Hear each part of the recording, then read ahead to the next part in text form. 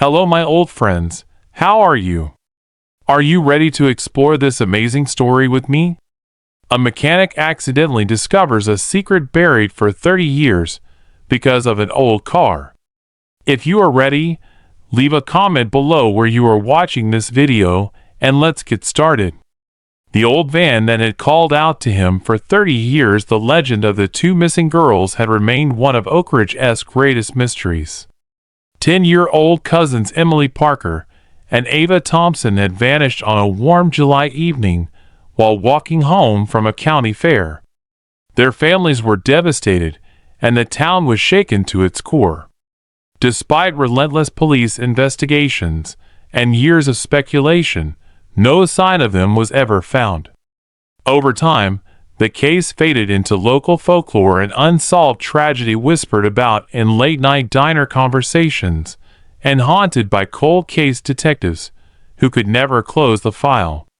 For Eddie Turner, a retired auto mechanic with an obsession for restoring old vehicles, the case had never crossed his mind until he saw the van.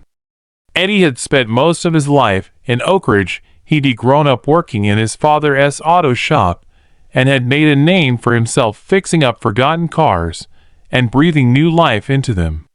He always found beauty in the neglected, the rusted out, and discarded. That was why he was at Frank's salvage yard that afternoon, searching for his next project. The yard, on the outskirts of town, was a sprawling graveyard of abandoned cars, trucks, and motorcycles, their metal shells corroding under the scorching sun, weeds pushing through cracked pavement, and the stench of oil and decay hanging thick in the air. Eddie walked between the battered vehicles, trailing his fingers along dusty hoods, looking for something that felt right. It always worked that way for him. He didn't choose the cars, they chose him. Then he saw it, a 1985 Chevy van, its blue paint dulled to a ghostly gray by time and neglect.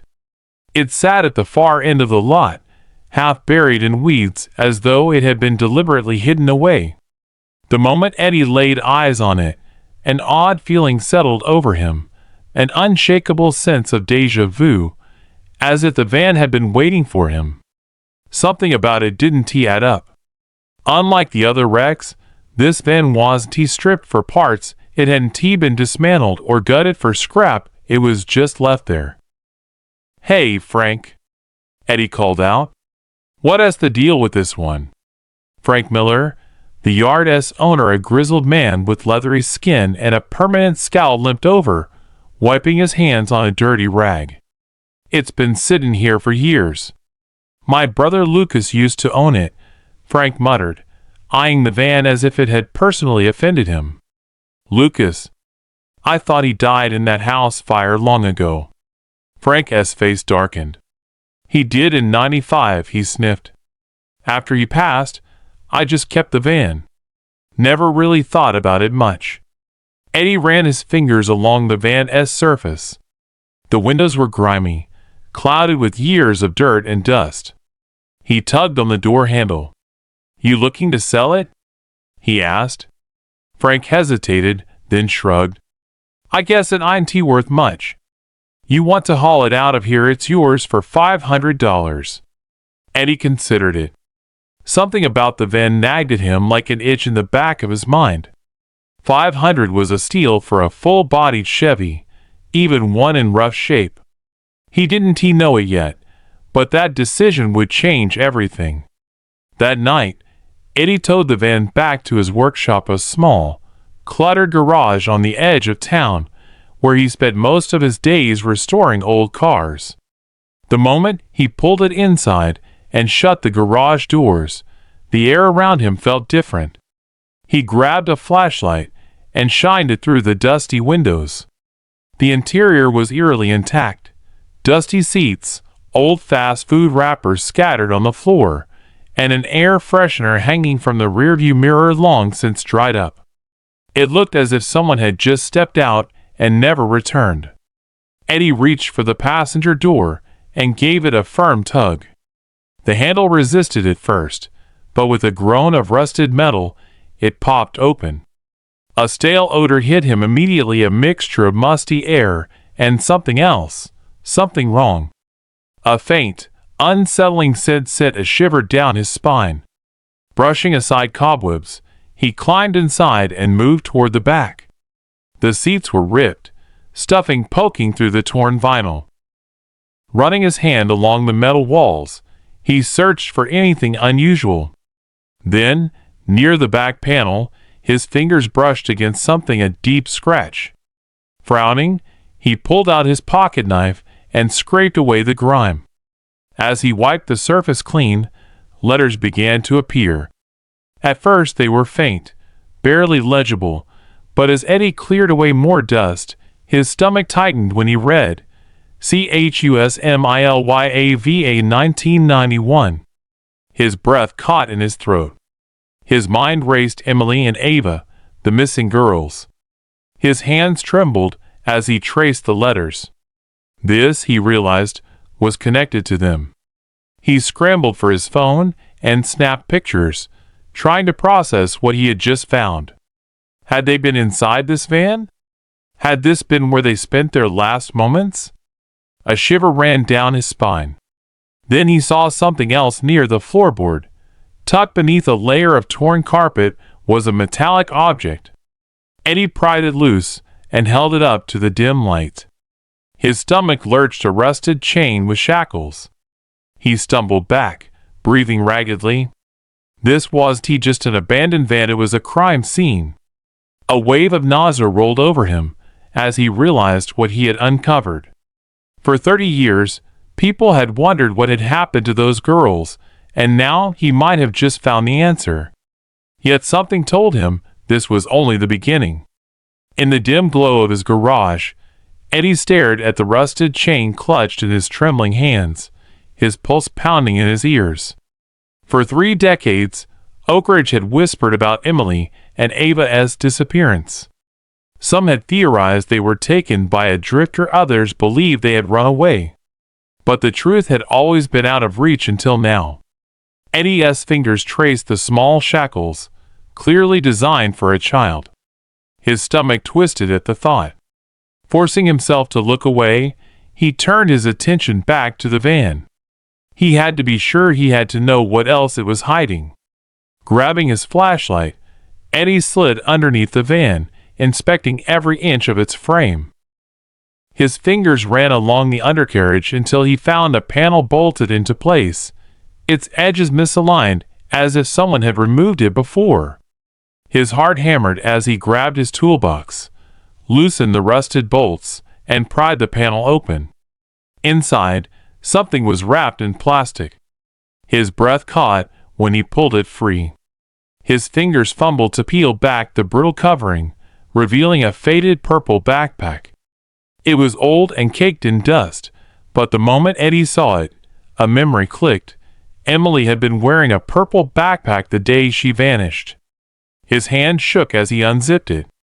Inside were a few items untouched by time: a small notebook with yellowed but legible pages, a bracelet woven with tiny plastic beads spelling out EMA and AVA, and, at the very bottom, a crude child's drawing of stick figures holding hands beneath a bright yellow sun.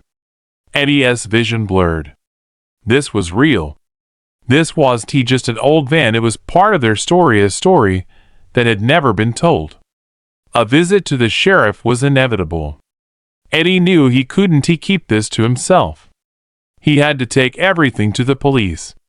Sheriff Frank Cooper had been a young deputy when Emily and Ava disappeared. Now, he was an old, weary man, haunted by a case that had never been solved. When Eddie walked into the station, the sheriff's eyes narrowed. "What brings you here, Turner?" Eddie hesitated, then placed the bracelet, the notebook, and the chain on Cooper's desk. "I found these," he said quietly. Cooper's face hardened. "Where?" "In an old van at Frank's salvage yard," Eddie replied. Cooper's fingers hovered over the items, his expression shifting as if a memory had just resurfaced. "Whose van?" Eddie asked. Cooper hesitated. "Derek Patterson," he muttered. "You remember him?" Eddie nodded slowly. "Yeah, I remember him. Eddie swallowed hard. What if we were wrong? The sheriff stared at the items, picked up the notebook, and flipped through its pages until he stopped at one in particular. His jaw tightened, and his hands gripped the paper a little too hard. Eddie leaned in. What does it say? Cooper hesitated, then turned the notebook around. On the page, scrawled in a childish, shaky handwriting, were 4 words. He won't let us go. Eddie felt his blood run cold. For 30 years, the town had been searching for an answer, and now it had been found. But the scariest part was that the answer had been right in front of everyone all along the fire that had hidden the truth at night. That night, Eddie couldn't sleep. The van, the shackles, the notebook all swirled in his mind. He pulled out his laptop and began digging. If Derek Patterson had something to do with the girl's disappearance, there had to be more. He scoured old newspaper archives for any mention of Derek, and then he found it. In 1995, for years after Emily and Ava vanished, Derek Patterson's house had burned to the ground.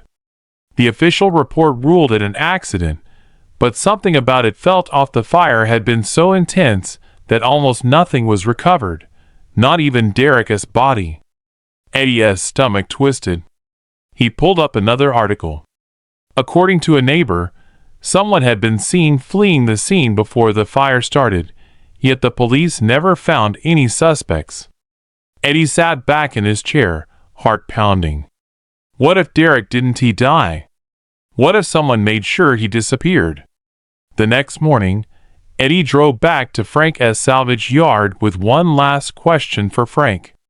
There, in his usual spot sipping a beer outside his trailer, Frank sat as always.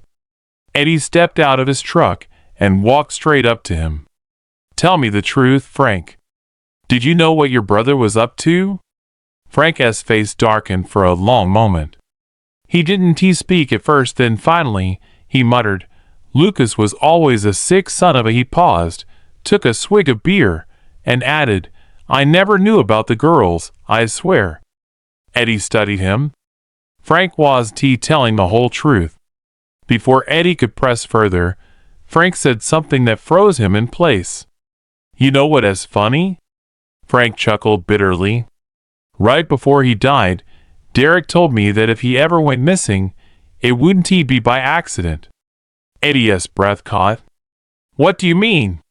Frank smirked. He wasn't scared of the cops. Wasn't scared of prison.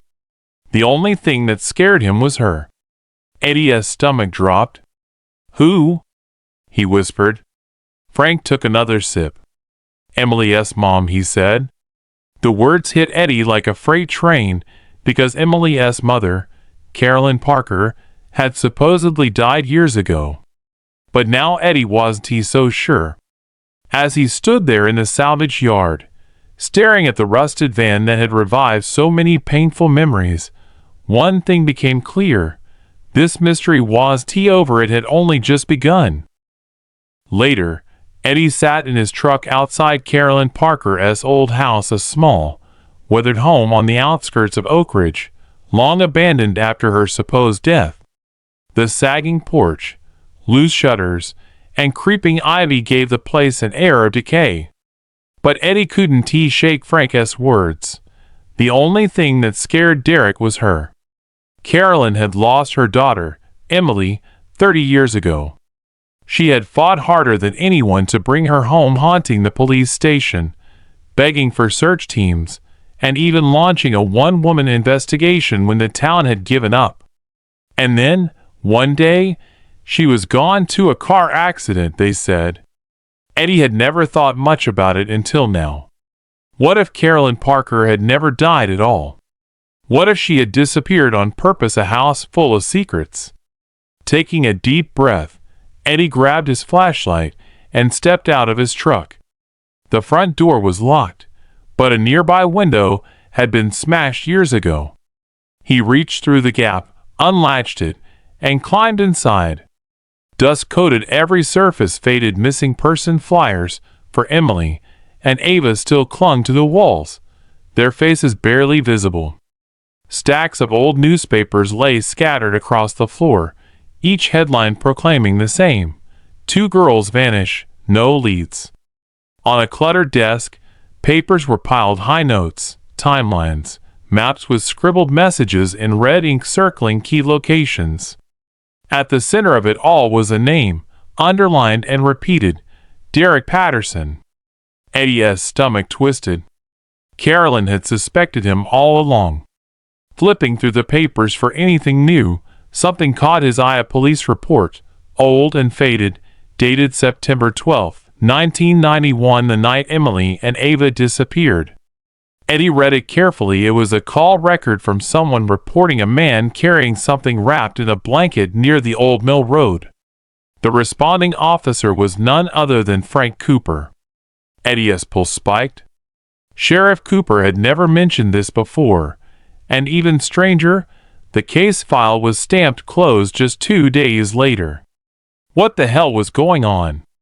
Eddie thought, enraged by the sheriff's omission. Fuming, Eddie stormed into the sheriff's office, clutching the report. "You tell me." He slammed the paper down. Cooper's face froze. "Where did you get this?" he asked. Eddie said nothing. "You were called the night the girls disappeared. Someone saw a man carrying something wrapped in a blanket, and you buried it." Cooper sighed, rubbing his temples. "There are things you don't understand," he said softly. "Then explain them," Eddie snapped. Cooper hesitated before slowly leaning back in his chair. "I didn't bury it, someone else did." Eddie narrowed his eyes. "Who?" Cooper's face was unreadable. Back then, the chief of police was Warren Brooks. He was an old-school guy who wanted to keep Oak Ridge clean. He didn't like the idea of our town being known for child abductions. It would ruin everything. I tried to fight it, but I was young and foolish. When I refused to close the case, my house was broken into, my wife received threatening calls, and I had a 6-month-old daughter at the time. Cooper's voice dropped. So I backed off. Eddie's blood ran cold. "If Derek wasn't working alone," he said slowly, "then who was helping him?" Cooper hesitated, then uttered a name Eddie never expected: Warren Brooks, the former chief who had covered everything up. Before Eddie could respond, a knock sounded on the office door. A young deputy poked his head in. "Sheriff, you might want to see this." Cooper and Eddie exchanged a look before following the deputy outside. A small crowd had gathered in front of the station. Standing among them was an elderly woman, her face weathered and hair streaked with gray. Eddie recognized her instantly: Carolyn Parker. She wasn't dead, and judging by the fire in her eyes, she was done hiding a reckoning 30 years in the making. Standing tall, Carolyn clutched a manila folder in one hand and a rusted key in the other. "Sheriff Cooper," she said, her voice steady yet sharp, "I think it's time we talked." Eddie felt the weight of the moment press down on the entire town. For 30 years, Oak Ridge had forgotten her, ignored her, but Carolyn Parker had never forgotten them. She turned her gaze to Eddie. "You found the van, didn't you?" He nodded slowly. Carolyn exhaled. "Then it's time you see what I found." She opened the folder, revealing a set of aged, faded photographs. Eddie's stomach dropped as the images showed 2 girls, Emily and Ava, sitting in a dark room with terrified eyes. Behind them stood Derek Patterson and, next to him, a man in a police uniform. Eddie's breath caught: the badge number on the uniform belonged to Warren Brooks, the town's once beloved police chief, now revealed as one of their captors. A heavy silence fell over the crowd as Carolyn clutched the photographs in her trembling hands. The images burned into Eddie's mind: Emily and Ava alive but terrified, trapped in an unknown place, and behind them, Derek Patterson and Warren Brooks, the man who was supposed to have protected Oak Ridge. Eddie's pulse thundered. Carolyn was lying. She had never stopped looking for the truth, and now, after 3 decades, she had finally dragged it into the light. But what else had she uncovered, and more importantly, why was she coming forward now? "You should have done your job 30 years ago, Cooper," she said, her voice steely and unyielding. Cooper's jaw tightened, but he said nothing. Eddie took a step closer. "Where did you find these?" Carolyn's eyes narrowed. "Where do you think?" She reached into her coat pocket and produced a small rusted key. Eddie's stomach twisted. "The storage unit Derek kept all these years I broke in 2 nights ago," she explained, scanning the gathered crowd. "I found things that should have never been hidden." Eddie's mind raced. That unit had been packed with old furniture, tools, and junk, but what if the real evidence had been hidden deeper? "What else is inside?" he asked. Carolyn's fingers tightened around the key. Proof not only of what happened to Emily and Ava, but of what they were doing, and they weren't acting alone, she whispered, sending chills down his spine. Back inside the station, Carolyn spread more files across Cooper's desk. The yellowed pages listed names, dates, locations, and transactions. Eddie frowned as he saw payment records. Carolyn nodded grimly. "Derek Patterson didn't he just take my daughter and her friend? He was part of a larger operation. And he was getting paid to do it." Eddie's gut churned as he scanned the ledger. Amounts listed next to names, each one tied to a missing child. "This can't be real," Cooper muttered. Carolyn shot him a withering look. "You think I'd come back after all these years with something fake?" Cooper said nothing as Eddie's fingers traced down the page. Then he saw it: September 12, 1991, the date Emily and Ava vanished. Next to it, a payment of $10,000 in full, and beside that, the initials WB. Eddie's breath left him. Warren Brooks hadn't he just covered up the case? He had been in on it. Cooper cursed under his breath. "If this is true, then we need to move." Eddie interrupted. "Now, because something tells me we're not the only ones looking for this ledger." The ghosts of the past were stirring. By the time Eddie pulled up to Warren Brooks' old house, a grand, if neglected, mansion on the edge of town, he learned that the former chief had died 2 years ago, but his son, Richard Brooks, still lived there. Richard had once been a standout athlete, the kind of guy who smiled for cameras and shook hands at fundraisers, but after his father's death, he had retreated into the shadows. Eddie knocked on the door. No answer. He knocked harder, still nothing. His gut whispered something was wrong, so he did what any good detective would do. He broke in. Inside, the house reeked of dust and decay. Half-eaten food sat on the counter, and newspapers piled to the ceiling. Then Eddie saw it: a man's legs sprawled across the living room floor. His stomach twisted as he stepped closer. Richard Brooks was dead, a message left in blood, with his throat cut open and crimson seeping into the carpet. Eddie's heart pounded. Whoever had done this had been here recently. And then he saw it, scrawled across the wall in Richard's own blood, a crude message that made Eddie's pulse spike. Just hours earlier, Carolyn had revealed the ledger. Now it seemed someone was already trying to erase the past, and that meant those involved were still out there. As Eddie dialed Cooper's number, he heard it, a creaking floorboard upstairs. He wasn't alone. His training kicked in. Drawing his gun, he moved silently toward the staircase, ears straining for any sound. Then a shadow shifted at the top. Eddie spun, gun raised. A bullet tore through the air, splintering the wall inches from his head. "Get down!" he shouted, taking cover and returning fire.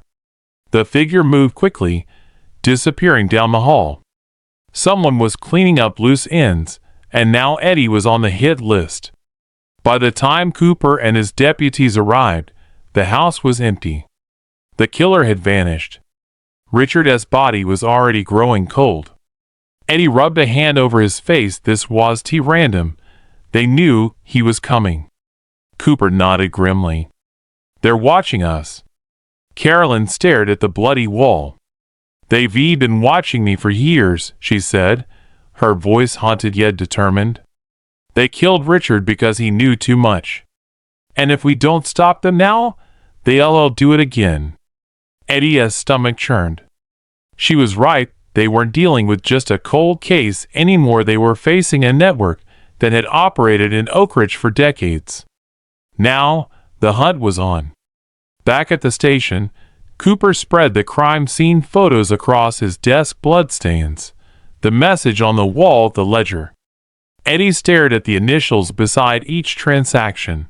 WB for Warren Brooks, TP for Derek Patterson, and then one set of initials that made his stomach drop.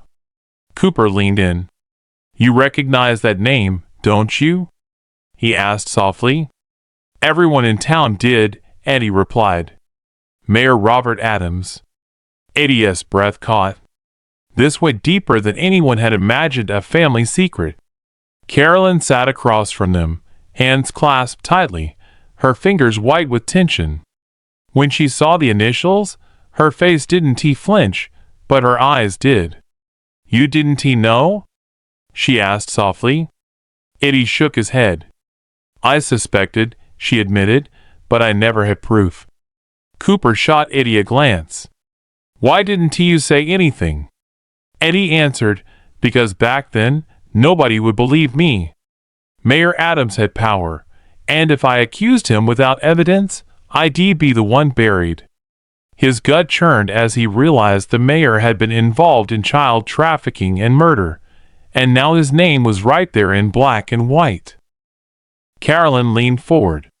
If his initials are here, then there's more proof somewhere. And I think I know where to find it. Eddie's breath stilled as Carolyn lifted her gaze, cold and determined. My old house, a house of lies. The Motter estate, built on the far edge of town. It's an old mansion from when Oak Ridge was young. It's south, the kind of place that screams power, with tall iron gates and sprawling gardens, yet its secrets are buried beneath rotted floorboards. Eddie had always seen it as a monument. Now it looked like a graveyard. Carolyn led the way through overgrown grass. I had a study, she said, always kept locked. When I tried to get inside, I almost got hurt. Eddie exchanged a look with Cooper. Did you ever see what was inside? Carolyn hesitated. There was a safe and pictures of people I didn't want anyone to see. Eddie's skin went cold. We need to get in there, Cooper said. Carolyn nodded and reached into her pocket, pulling out the small rusted key. I never threw this away, she whispered. I always knew I'd come back someday. Inside the lion's den, the mansion's study smelled of dust and old memories. Carolyn led them down a long hallway past expensive paintings and relics of a life built on lies. They stopped in front of a heavy wooden door at the corridor's end. This is it, she whispered. Eddie reached for the key, but instinct screamed at him to pause. Wait, something feels off, he murmured. The air was too still, as if someone had been there recently.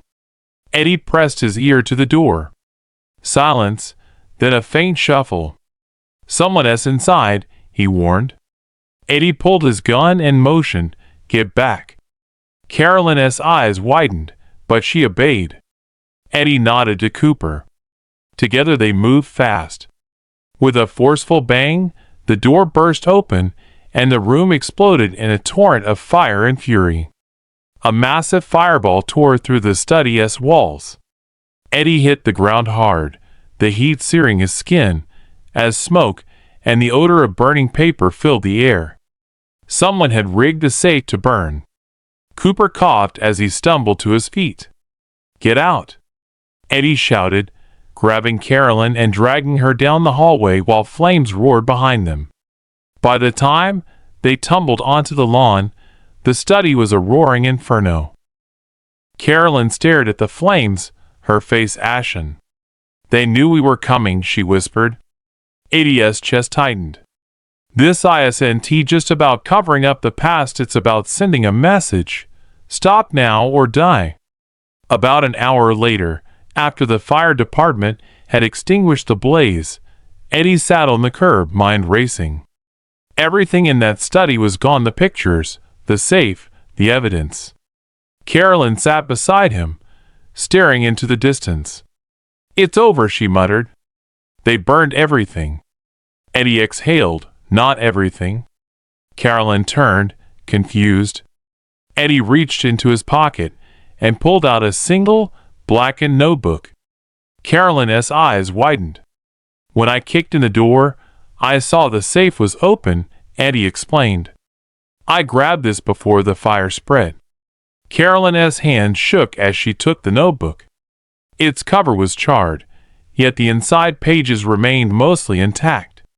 Right on the first page were names, lots of names, some crossed out, others with dollar amounts beside them. At the very bottom, in bold letters, one name stood out. Eddie never expected to see Sheriff Frank Cooper's rank there. The blood in his veins turned to ice. Carolyn looked at him, eyes wide with realization. Cooper had gone inside the house before they arrived. Had he known about the trap? Eddie asked slowly. Cooper stood a few feet away, watching them carefully. Eddie's grip on the notebook tightened. Carolyn whispered, "We've been trusting the wrong man." For the first time, Eddie wasn't sure who the enemy was anymore. The final betrayal was upon them. The night was thick with the scent of burning wood and buried secrets. Eddie's fingers clutched the charred ledger as he stared at the name scrawled at the bottom. Sheriff Frank Cooper, the man who had stood by him through thick and thin, who had pushed him to investigate corruption, who had led him straight into the fire. Carolyn's breath hitched beside him. "Frank," she whispered, fear threading through her voice. Eddie lifted his gaze. Cooper was standing just a few feet away, hands in his pockets, watching and waiting. For the first time, Eddie wasn't sure if he was looking at his partner or his executioner, a reckoning in the ashes. The heat from the still smoldering mansion cast shifting shadows across Cooper's face as he took a slow step forward, his boots crunching against burnt debris. "You really think we're onto something?" he asked in a calm voice. Eddie didn't respond, too busy calculating his odds. Carolyn, unarmed, looked between them. Cooper was too close to draw his gun without risking being shot first. "Are you playing us, or have you been framed?" Eddie held up the ledger, fingers brushing over the ink. "Tell me this isn't you." Cooper didn't even look at the book. Instead, he exhaled and rubbed a hand across his face. "It's complicated," he finally said. Carolyn let out a sharp laugh. "Complicated? Kids are trafficked, people are murdered, and your name is right there. What is so complicated about that?" Eddie's jaw clenched. "Start talking," he demanded. Cooper stared at them both and let out a slow, tired sigh. "I wasn't part of it," he said at last. "Not like you think." Eddie's fingers twitched toward his holster. "I didn't sell kids," Cooper continued, "but I was on their payroll. I took money to look the other way." His voice filled with regret. "Derek and the others, they had too much power, too much reach. They made it clear, either you played along or you disappeared." Eddie's teeth clenched painfully. "You let them get away with it." Cooper's gaze darkened. "At first, yes," he admitted, "but I started working against them from the inside. I leaked information, I kept records, and when I realized you were getting too close, I pushed you toward the truth."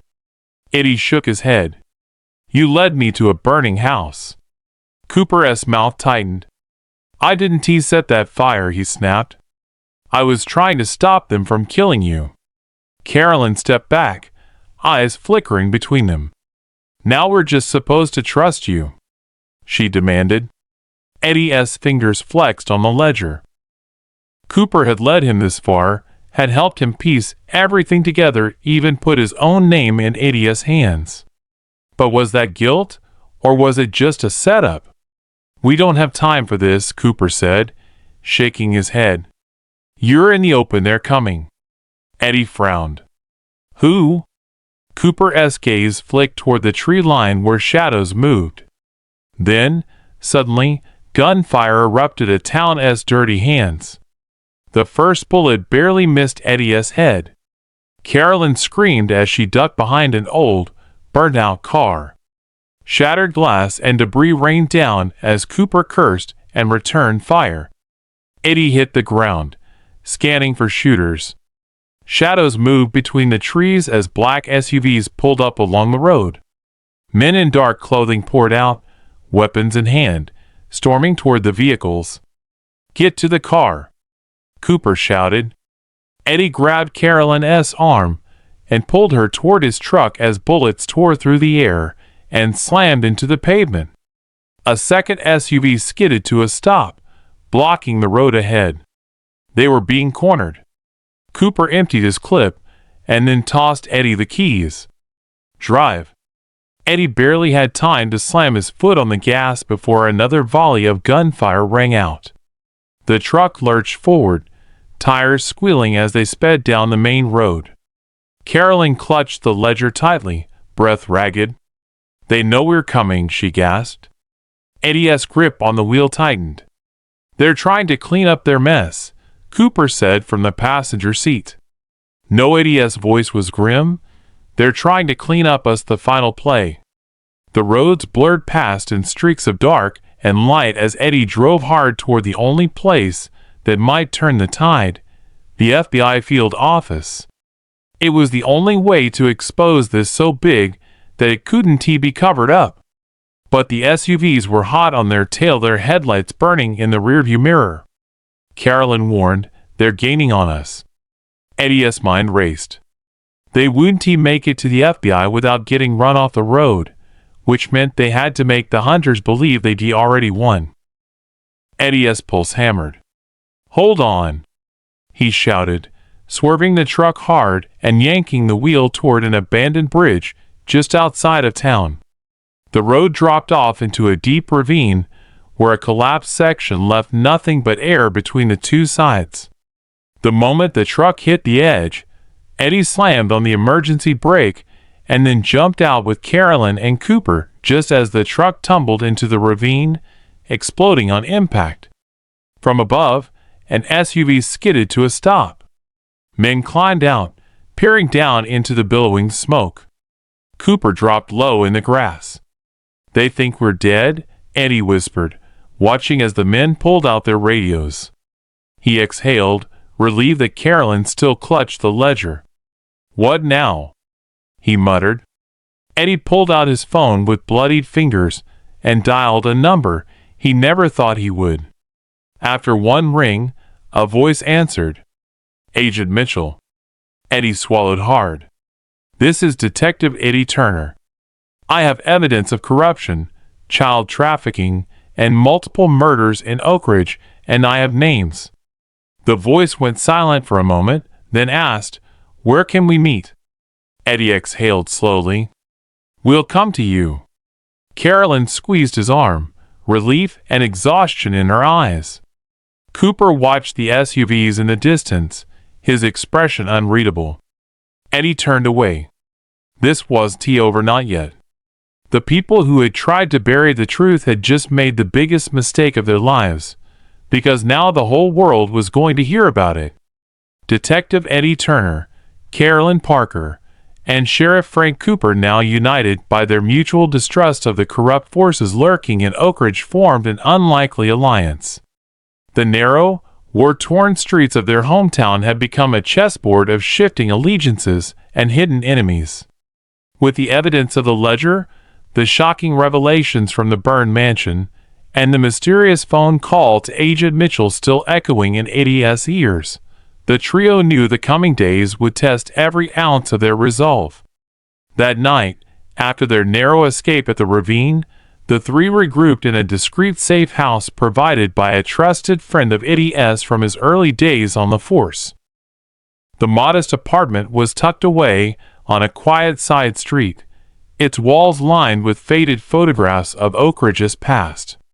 In the muted glow of a single lamp, Eddie spread out his collected evidence on a battered dining table: the blackened notebook, faded photographs, and the battered ledger with names, dates, and cryptic transactions. Carolyn, her eyes bright with determination, recounted the eerie events of the previous night, emphasizing the voices and the final message from the van.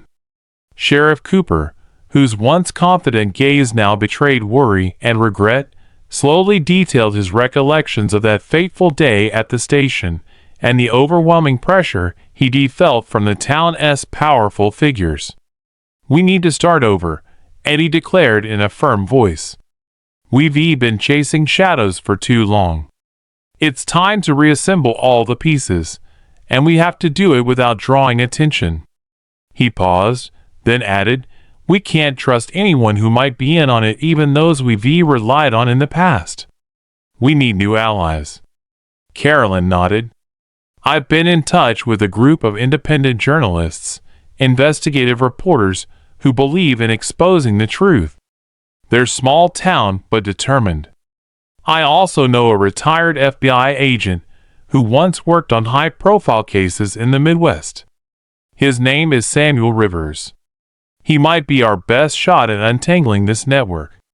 Sheriff Cooper hesitated. "My badge used to command respect in Oak Ridge, but now I'm branded a coward by many. I fear that if we're too open, we'll be hunted down. But I'm tired of watching these innocent lives being toyed with. I want justice." Within hours, Eddie managed to arrange a secret meeting with Agent Rivers at a deserted diner on the outskirts of Oak Ridge. The place, a relic from a bygone era with faded neon signs and vinyl booths, provided the perfect cover. Agent Rivers, a lean man with silvered hair and sharp eyes that seemed to pierce the darkness, listened intently as Eddie explained the layers of corruption: the ledger implicating major town figures, the burned mansion rigged as a trap, and the cryptic messages left behind by those who'd suffered in silence for decades. "Listen," Agent Rivers said gravely, "what you're describing is a systemic cover-up that goes back decades. But if I can help you expose it, we must act carefully. Oak Ridge isn't just a small town. Its underbelly has ties to larger, organized networks. This ledger is just the tip of the iceberg." Rivers advised that they compile an airtight case, combining Eddie's first-hand evidence with Carolyn's research and the insider knowledge that Sheriff Cooper reluctantly provided. "We need a secure communication channel," he insisted. "I can get you access to a private server used by the FBI's Internal Affairs Division. That way, we can share files without fear of interception." Over the next several days, the trio worked feverishly in the safe house. Carolyn contacted her journalist contacts, arranging discreet interviews with those who had suffered under Oak Ridge's long-forgotten corruption. She discovered that many of the families of missing children had been silenced or intimidated into silence. Meanwhile, Eddie pored over archived case files and newspaper clippings, meticulously linking names from the ledger to unsolved crimes stretching back nearly 4 decades. Every connection uncovered deep in the labyrinth of deceit, and yet it also began to reveal patterns. One crucial breakthrough came when Eddie found a nearly forgotten police report mentioning Operation Blacklight, an undercover effort from the early 1990s that was abruptly terminated under mysterious circumstances. Rumors had swirled for years that Operation Blacklight had been designed to infiltrate a shadow network trafficking vulnerable children across state lines. Eddie's discovery tied directly to the ledger's entries, as one of the initials repeatedly noted was SR. Could this be a remnant of that very operation? The connection intrigued him, and he shared his findings with Agent Rivers. Rivers' eyes widened with a mixture of recognition and sorrow.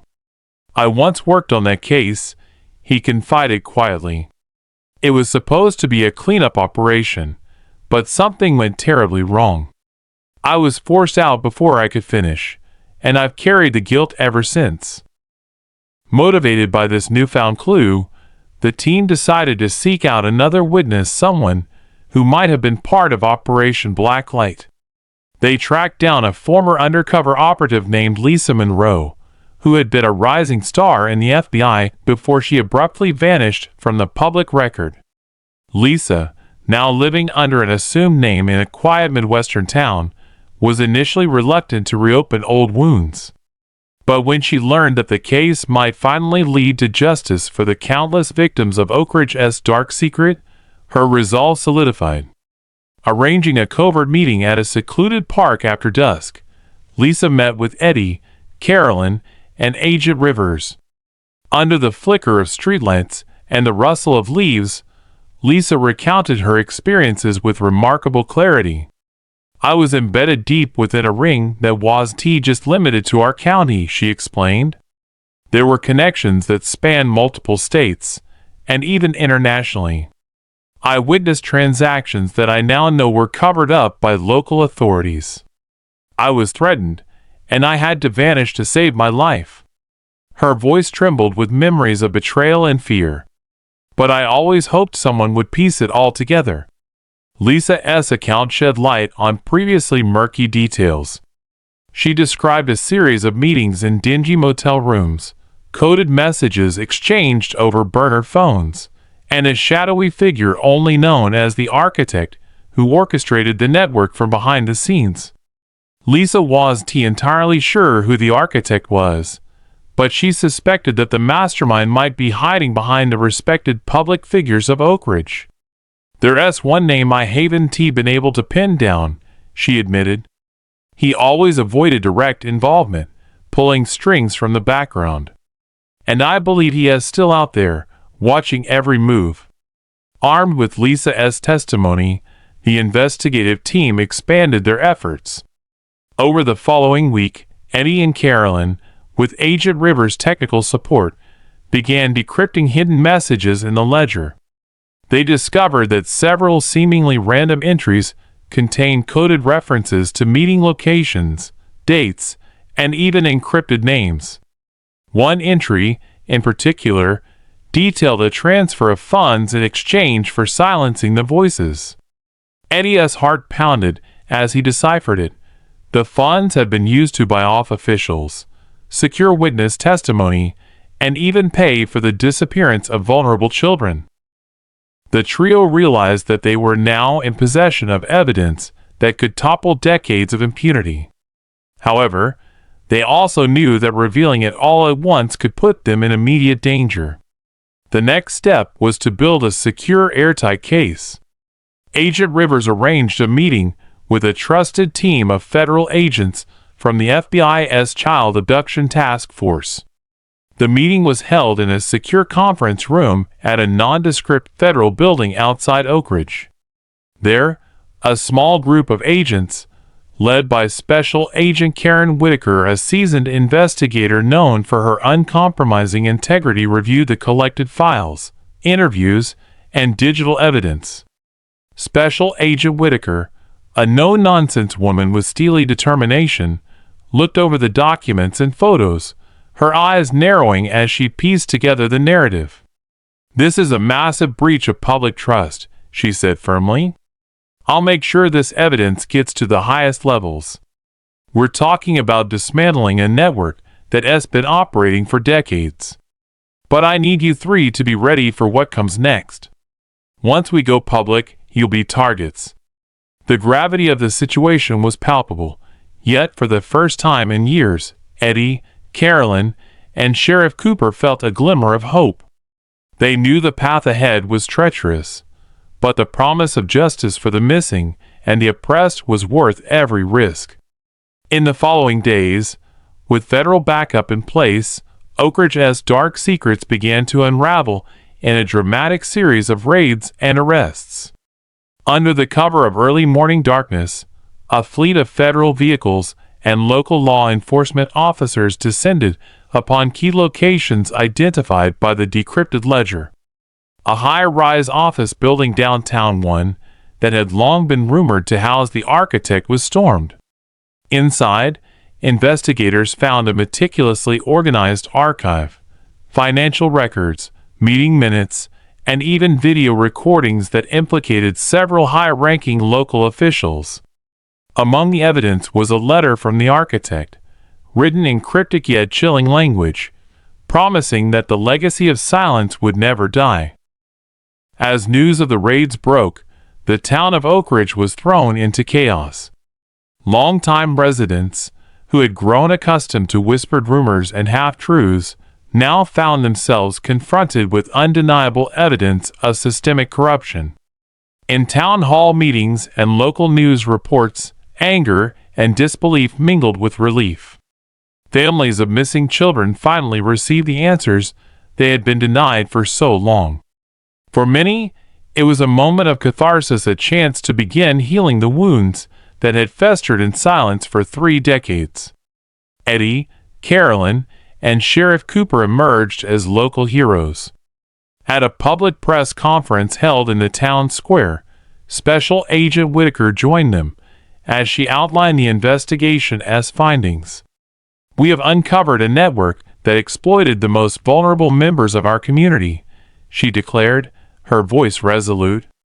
"This case is not just about 2 missing girls, it's about every life that was shattered by corruption and negligence. Today, we begin the process of rebuilding trust." In the weeks that followed, Oak Ridge witnessed a transformation.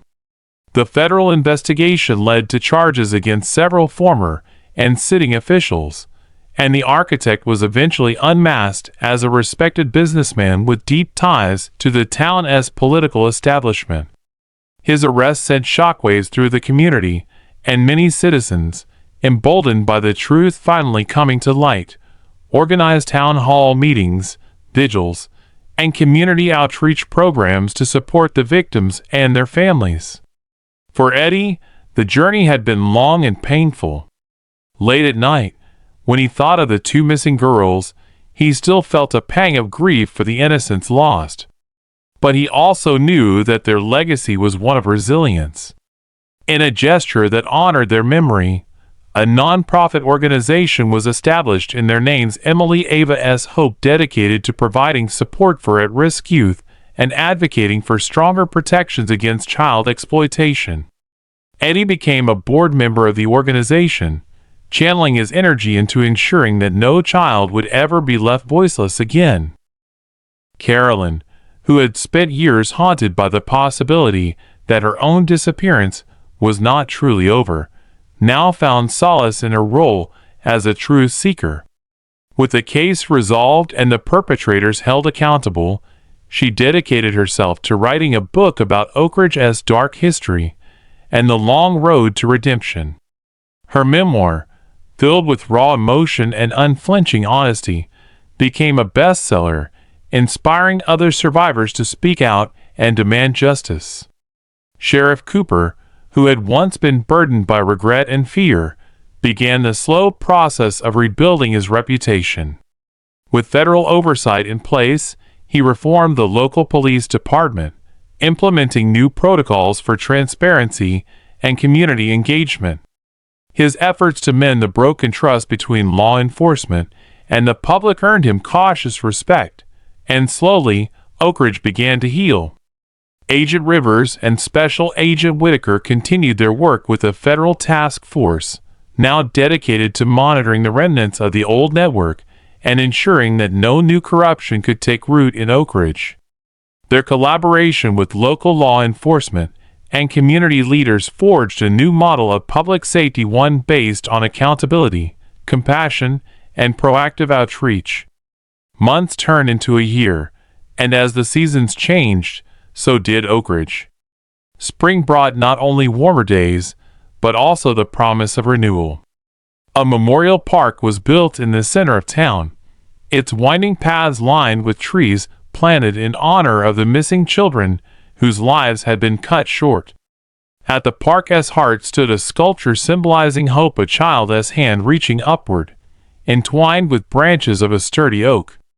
In the soft light of a crisp spring morning, Eddie, Carolyn, and Sheriff Cooper attended the park's dedication ceremony. There were tears, but also smiles of relief and gratitude as the community embraced a future free from the shadows of its past. On that day, as the ceremony concluded and the crowd dispersed with a sense of collective healing, Eddie took a quiet moment to reflect. He thought of the long nights spent poring over dusty files, of the fear and anger that had once gripped him, and of the remarkable courage it took to confront an entrenched system of corruption. Now, as he gazed at the vibrant park and the faces of children playing under the watchful eyes of caring adults, he felt that, at last, justice had found its voice. Carolyn, ever the storyteller, later sat with a group of local teenagers at a community center. She shared her journey not as a tale of vengeance or despair, but as a beacon of hope. Every story, she said softly, has its dark moments. But it's what we do after those moments that defines us. You have the power to create a future that is brighter and kinder than the past. Believe in truth, and never let fear silence you. The transformation of Oak Ridge was not instantaneous, but it was undeniable.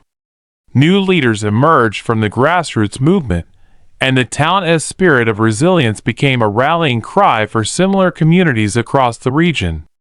The legacy of the dark network that had once tormented the town gradually faded into a cautionary tale, a reminder of what can happen when secrets are allowed to fester unchecked. Instead, Oak Ridge embraced transparency, accountability, and above all, hope. For Eddie, every new day brought a quiet satisfaction. The mystery that had haunted him for so long had finally been solved, and the families who had waited for answers received them. Though scars remained, the town was learning to forgive and rebuild. In his quieter moments, Eddie would often visit the memorial park, sitting on a weathered bench beneath the sprawling oak tree, and remember the two missing girls whose memory had sparked an entire revolution. In time, even Sheriff Cooper found a measure of peace. He often visited the community center, speaking with young recruits and sharing the lessons he had learned about duty, honor, and the cost of silence. "We can't change the past," he would say in a measured tone, "but we can shape a future where every life matters, where justice isn't a privilege for the few, but a right for all." As the years passed, Oak Ridge became a model for towns seeking to overcome the shadows of corruption. The federal task force continued to collaborate with local authorities, ensuring that the structures of power remained accountable and responsive to the needs of the people. The once hidden networks were dismantled piece by piece, replaced by a system built on community trust and genuine care for one another. At a celebratory event marking the 10th anniversary of the case's resolution, the entire town gathered in the new community center, its walls adorned with murals depicting the journey from darkness to light. Eddie, Carolyn, and Sheriff Cooper stood side by side on stage as Special Agent Whitaker took the microphone. "Today," she proclaimed, "we honor the bravery of those who refuse to let injustice prevail.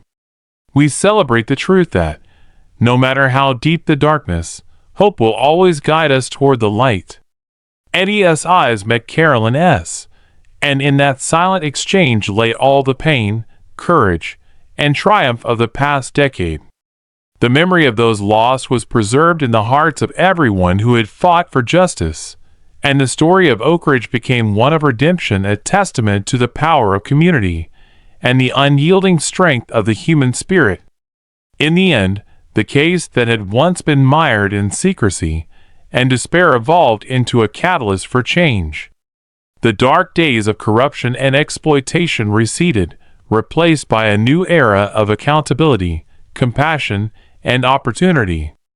And as the town of Oak Ridge moved forward, it carried with it the lessons of the past, ensuring that every child would grow up in a community that cherished truth, protected its vulnerable, and celebrated the light of hope.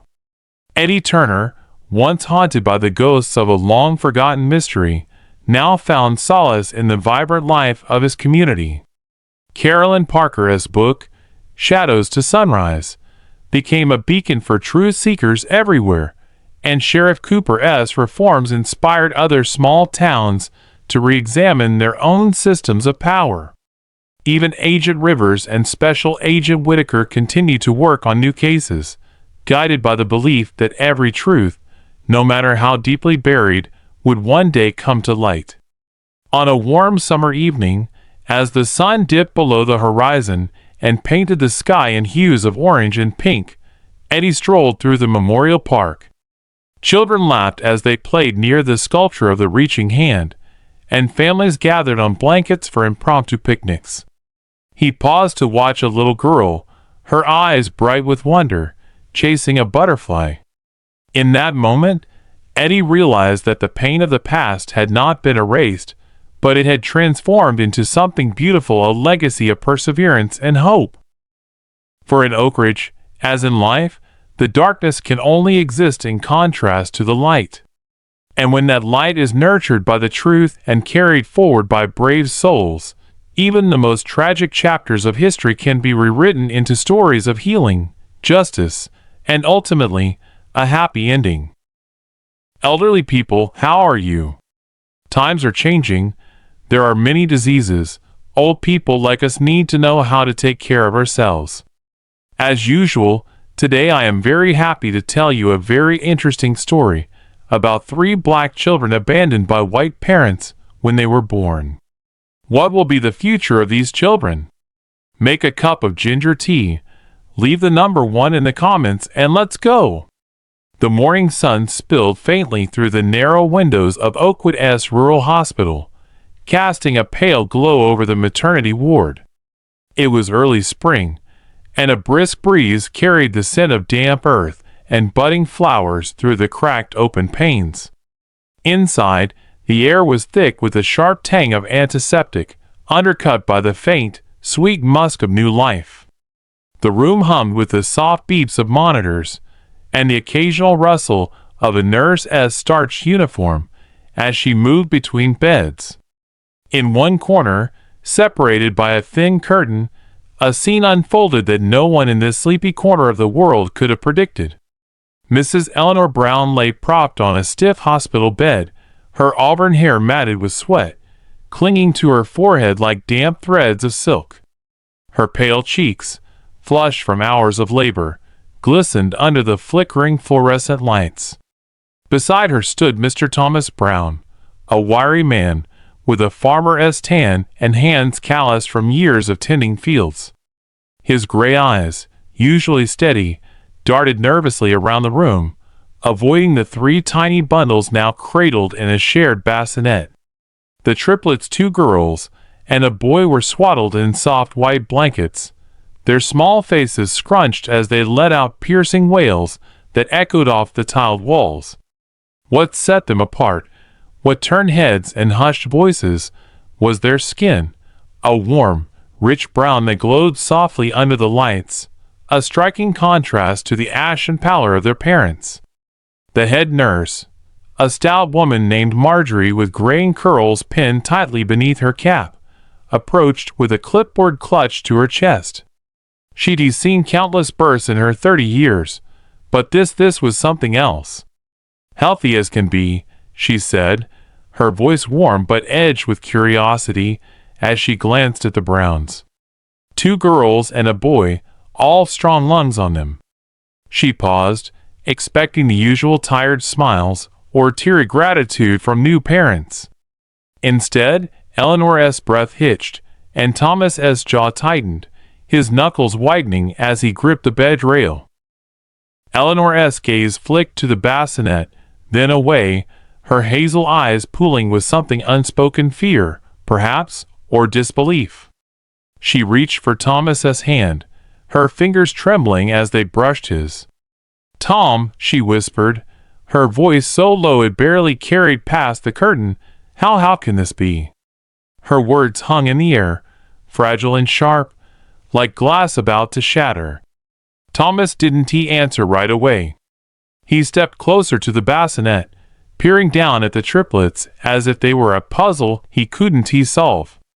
The boy's tiny fist waved free of his blanket, and one of the girls let out a hiccuping cry. Their brown skin seemed to deepen under his scrutiny, an undeniable truth he couldn't square with his own. Marjorie hovered nearby, her practiced smile faltering. She caught the shift in the room, the way the air grew heavy, the way Eleanor's whisper sliced through the usual post-birth chatter. "Everything all right?" she ventured, adjusting her glasses as she studied the couple. Thomas turned sharply, his voice clipped and cold. "We need to speak to the doctor. Now." His tone brooked no argument, and Marjorie nodded, hurrying off with a rustle of her skirt, her footsteps tapping a quick rhythm down the hall. Minutes later, Dr. Henry Sullivan arrived, a wiry man in his 50s with thinning hair and a calm demeanor honed by decades of practice. He carried a chart under one arm, his white coat slightly wrinkled from a long shift. "Mr. and Mrs. Brown," he began, his voice steady, as he stood at the foot of the bed, "congratulations again. The babies are perfect 8 pounds total weight, all vitals strong." He paused, sensing the tension radiating from the couple. "Is there something you'd like to discuss?" Thomas straightened, his shoulders squaring as if bracing for a fight. "Doc, we're white. Both of us. Look at us, then look at them." He jerked his head toward the bassinet, his voice rising with a mix of anger and bewilderment. "You're telling me those are our kids? That's impossible." Eleanor clutched the thin hospital sheet, pulling it up to her chin as if it could shield her from the moment. Her eyes darted to Dr. Sullivan, pleading for an answer that made sense. The doctor adjusted his stance, unfazed by the outburst. He'd heard variations of this before, though never quite so stark. "Genetics can be surprising," he said evenly, flipping open the chart. "It's not uncommon for traits to skip generations. A distant ancestor, maybe a great-grandparent, could carry genes for darker skin recessive ones that only show up now and then. It's rare, but it happens. I assure you, these are your children. The blood tests confirm it." "Tests?" Eleanor's voice cracked, barely above a whisper. "You mean there's no mistake?" Her hands twisted the sheet tighter, her knuckles pale against the fabric. Thomas shook his head, pacing a tight line beside the bed. "No. No way. I don't care what your tests say. This ain't right. We're not, we can't." He stopped, running a hand through his thinning hair, his breath coming in short, ragged bursts. Dr. Sullivan sighed, closing the chart with a soft snap. "I understand this is a shock. Take some time to process it. We can talk more when you're ready." He offered a small, sympathetic nod before stepping out, leaving the room quieter than before, save for the triplets' soft coos and the distant hum of a janitor's mop down the hall. Thomas turned to Eleanor, his face a mask of resolve. "We can't do this, Elle," he said, his voice low but firm.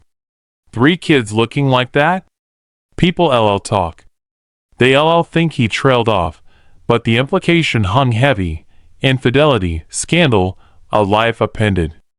Eleanor's eyes welled up, tears spilling silently down her cheeks. "But they're ours, Tom," she murmured, her voice breaking. "What are we supposed to do?" He didn't answer right away. Instead, he crossed to the window, staring out at the rolling fields beyond, their green tips just catching the morning light. The silence stretched, thick and suffocating, until he finally spoke. "We leave him. Sign whatever we gotta sign and go. They're better off with someone else, someone who can handle this." His words landed like stones, each one sinking deeper into the room as stillness. Eleanor gasped, a hand flying to her mouth. "Tom, no, you can't mean that." Her voice trembled, but he didn't. He turned back. "I do," he said, his tone final. "We're not cut out for this. You know it as well as I do." She stared at him, then at the triplets, her chest heaving with shallow breaths.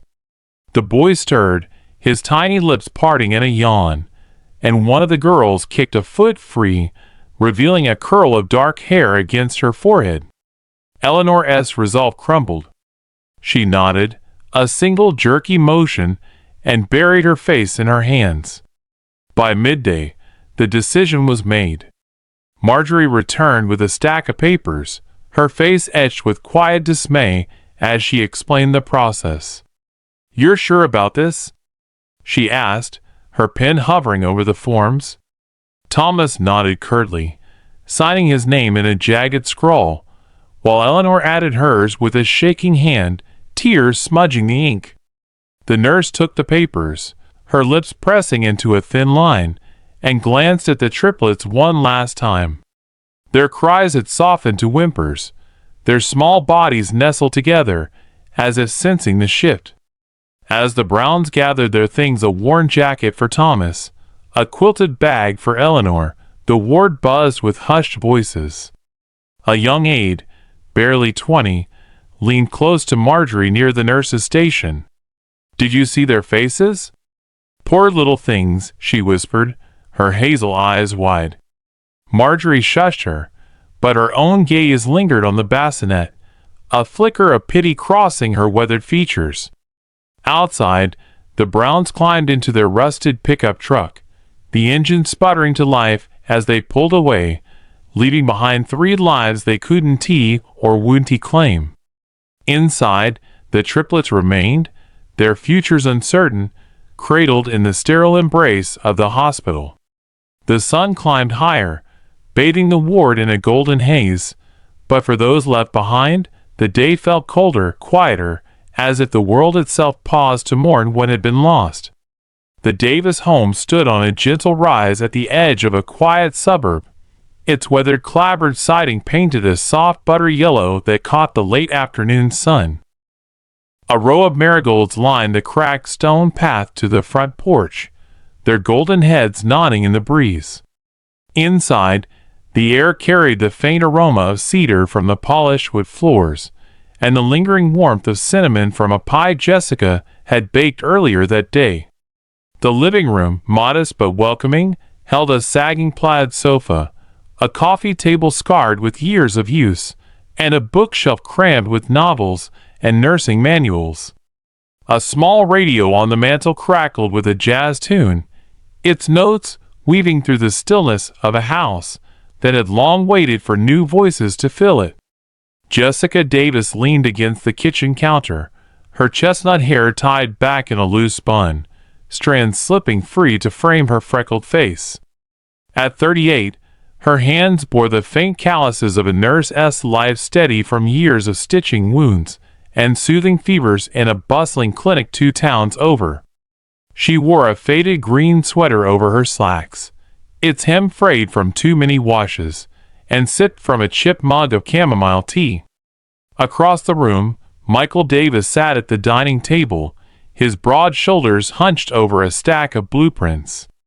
A construction manager with a knack for turning rough sketches into sturdy homes, he had the rugged look of someone who spent his days under the sun-tanned skin, a scruffy beard peppered with gray, and deep lines etched around his hazel eyes.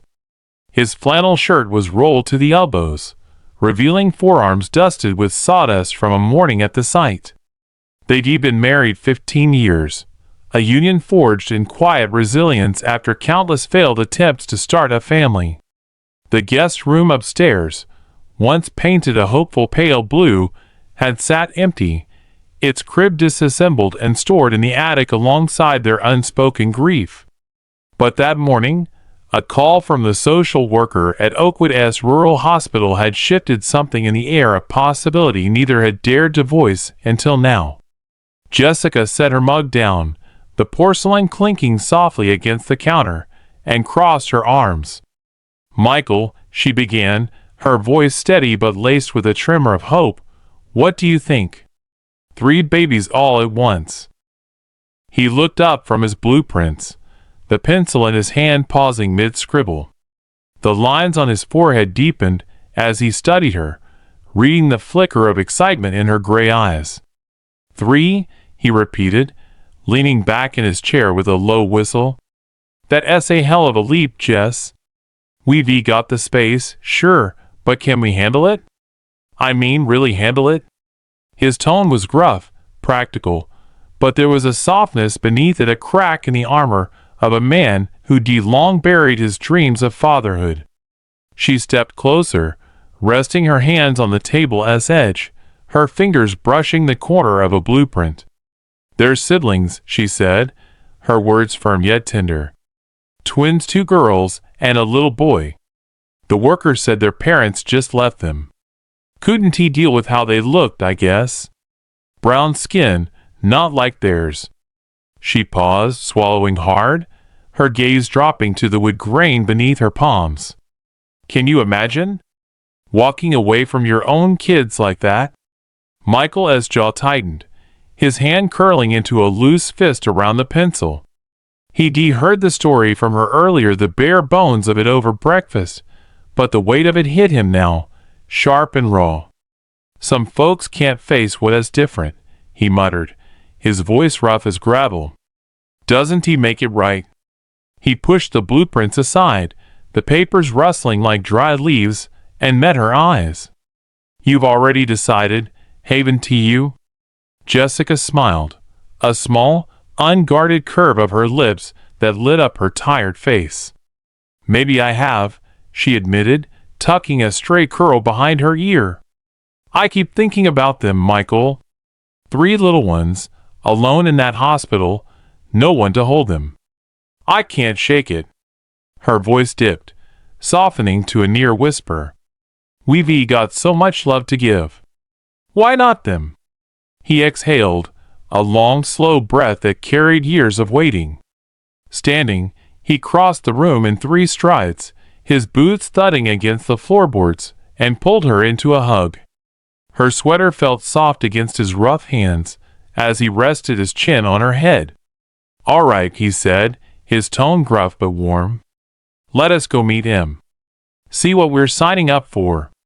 She laughed a bright, fleeting sound and squeezed him back, the tension in her shoulders melting away. The next day, they drove to Oakwood's hospital, the old pickup rattling over potholed roads as the countryside blurred past fields of green dotted with grazing cows, silos glinting in the midday sun. Jessica clutched a worn leather purse in her lap, her fingers tracing its stitching, while Michael kept one hand on the wheel, the other tapping a restless rhythm on his knee. The hospital loomed ahead, its brick facade softened by ivy creeping up the walls. Inside, the maternity ward smelled of bleach and baby powder, a sterile contrast to the earthy warmth of their home. A social worker named Clara Short, with a brisk walk and a clipboard, met them at the nurse's station, her glasses perched low on her nose. They're right this way, Clara said, leading them down a hall lined with faded posters of smiling families. Her voice was clipped, professional, but her eyes softened as she glanced back. Been a tough few days for them. Parents signed the papers and left without a word. Poor dears haven't had much quiet since. She pushed open a door to a small room, its walls painted at shipment green. There, in a wide bassinet beneath a window, lay the triplets, nestled close under a patchwork blanket stitched with tiny stars. Jessica's breath caught as she stepped forward, her sneakers squeaking faintly on the linoleum. The babies were tiny, fragile bundles with tufts of dark hair curling against their warm brown skin. One girl slept with her thumb near her mouth, her chest rising in shallow bursts. The boy stirred, his eyes fluttering open to reveal a deep, searching brown, while the other girl kicked a leg free, her toes wiggling in the air. "Oh, Michael," Jessica whispered, her hand hovering over the bassinet's edge, trembling slightly. "Look at them." He stood beside her, his height casting a shadow across the blanket, and let out a low grunt of awe. "They're small," he said, almost to himself, his voice thick. He reached out, hesitant, and brushed a finger against the boy's cheek. The skin was velvet soft, warmer than he'd expected, and the baby cooed, a sound so faint it nearly drowned in the hum of the room's heater. Michael's throat bobbed as he swallowed, his usual stoicism cracking. "Real small?" Clara hovered nearby, flipping through her clipboard. "No names yet," she said, her pen tapping the paper. "The nurses have been calling them baby A, B, and C for now. Healthy, though born at term, no complications. Just need a home." She looked up, her gaze shifting between them. "You're thinking of taking all three?" Jessica nodded, her eyes never leaving the triplets. "They're a family," she said simply, her voice steady with resolve. "We can't split them up." Michael glanced at her, then back at the babies, his hand still resting near the boy's tiny fist. "Yeah," he added, quieter but firm. "All or nothing." Clara scribbled a note, a faint smile tugging at her lips. "I'll get the paperwork started," she said, stepping out with a brisk nod. "Take your time with them." The door clicked shut, leaving the Devises alone with the triplets. Jessica sank into a chair beside the bassinet, her fingers brushing the blanket's edge, feeling the rough weave against her skin. "What do we call them?" she asked, her voice bright with wonder. Michael crouched beside her, his knees creaking faintly, and studied the babies. "That one," he said, nodding at the boy, "he has got a fighter-esque look. Maybe Mason." Jessica tilted her head, considering, then pointed to the girl with the restless leg. "Hershey's feisty. Ava, I think." Her gaze shifted to the sleeping girl, serene even in the hospital's clamor. "And Sophia for this one. She has got a calm about her." He nodded, a slow grin spreading across his face. "Mason, Ava, Sophia," he repeated, testing the names. "Sounds right." They sat there, the jazz from a distant radio filtering through the walls, as the weight of their choice settled, a new chapter beginning in the hush of a hospital room, with three small lives now tethered to theirs. The Davis home buzzed with a new rhythm as summer unfurled over Willow Creek, the suburb's quiet streets alive with the hum of cicadas and the distant chatter of sprinklers. The yellow house on Maple Lane had transformed in the 2 years since the triplets arrived, its once tidy corners now softened by the chaos of childhood. The front porch sported a trio of tiny tricycles, red, blue, and green, their wheels scuffed from endless loops around the driveway.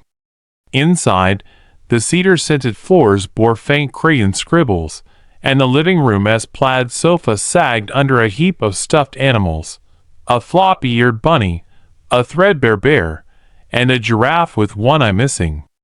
The kitchen counter, once pristine, now held a fortress of sippy cups and a jar of homemade applesauce, its lid sticky from little hands. Jessica moved through this cheerful disorder with a practiced grace, her chestnut bun bobbing as she stirred a pot of oatmeal on the stove. The morning sun streamed through the window, glinting off her wire-rimmed glasses and casting golden patches on her faded apron. At 40, her laugh lines had deepened, etched by exhaustion and joy in equal measure. She hummed a lullaby under her breath, the melody weaving through the clatter of spoons and the triplets' chatter. Michael, meanwhile, knelt in the living room, his flannel shirt streaked with dust as he assembled a wooden playpen. His beard was fuller now, a rugged frame for the grin that tugged at his lips whenever he glanced at the children sprawled across a patchwork rug. Mason, Ava, and Sophia were a whirlwind of energy at 2 years old, their brown skin kissed by summer sun, their dark curls bouncing with every move. Mason sat cross-legged, his chubby fingers stacking a tower of wooden blocks, his brow furrowed in concentration. His hazel eyes, inherited, perhaps, from some distant ancestor, flickered with quiet determination, a peacemaker even now, as he built something steady amidst the storm of his sisters. Ava, bold and restless, darted around the room, her bare feet slapping the floor as she clutched a toy car, its wheels whirring as she raced it along the sofa's edge. Her laughter rang out, bright and unstoppable, a sound that could pierce the thickest silence. Sophia, the quietest, nestled against a cushion, her bunny tucked under one arm, her thumb brushing her lips as she watched her siblings with wide, thoughtful eyes. Jessica glanced over from the kitchen, her spoon pausing mid-stir. "Breakfast in 5, you little tornadoes," she called, her voice warm but firm. Ava skidded to a halt, her car bumping the playpen, and looked up with a mischievous grin. "Me fast, Mama," she declared, puffing out her chest. Michael chuckled, securing a screw with a twist of his wrist. "Fastest in the house, kiddo," he said, ruffling her curls as she scampered past. Mason glanced up, his tower wobbling, and added in a soft, serious tone, "I build big." Sophia clutched her bunny tighter, whispering, "Yummy soon?" Jessica smiled, her heart swelling at their voices so distinct, so alive.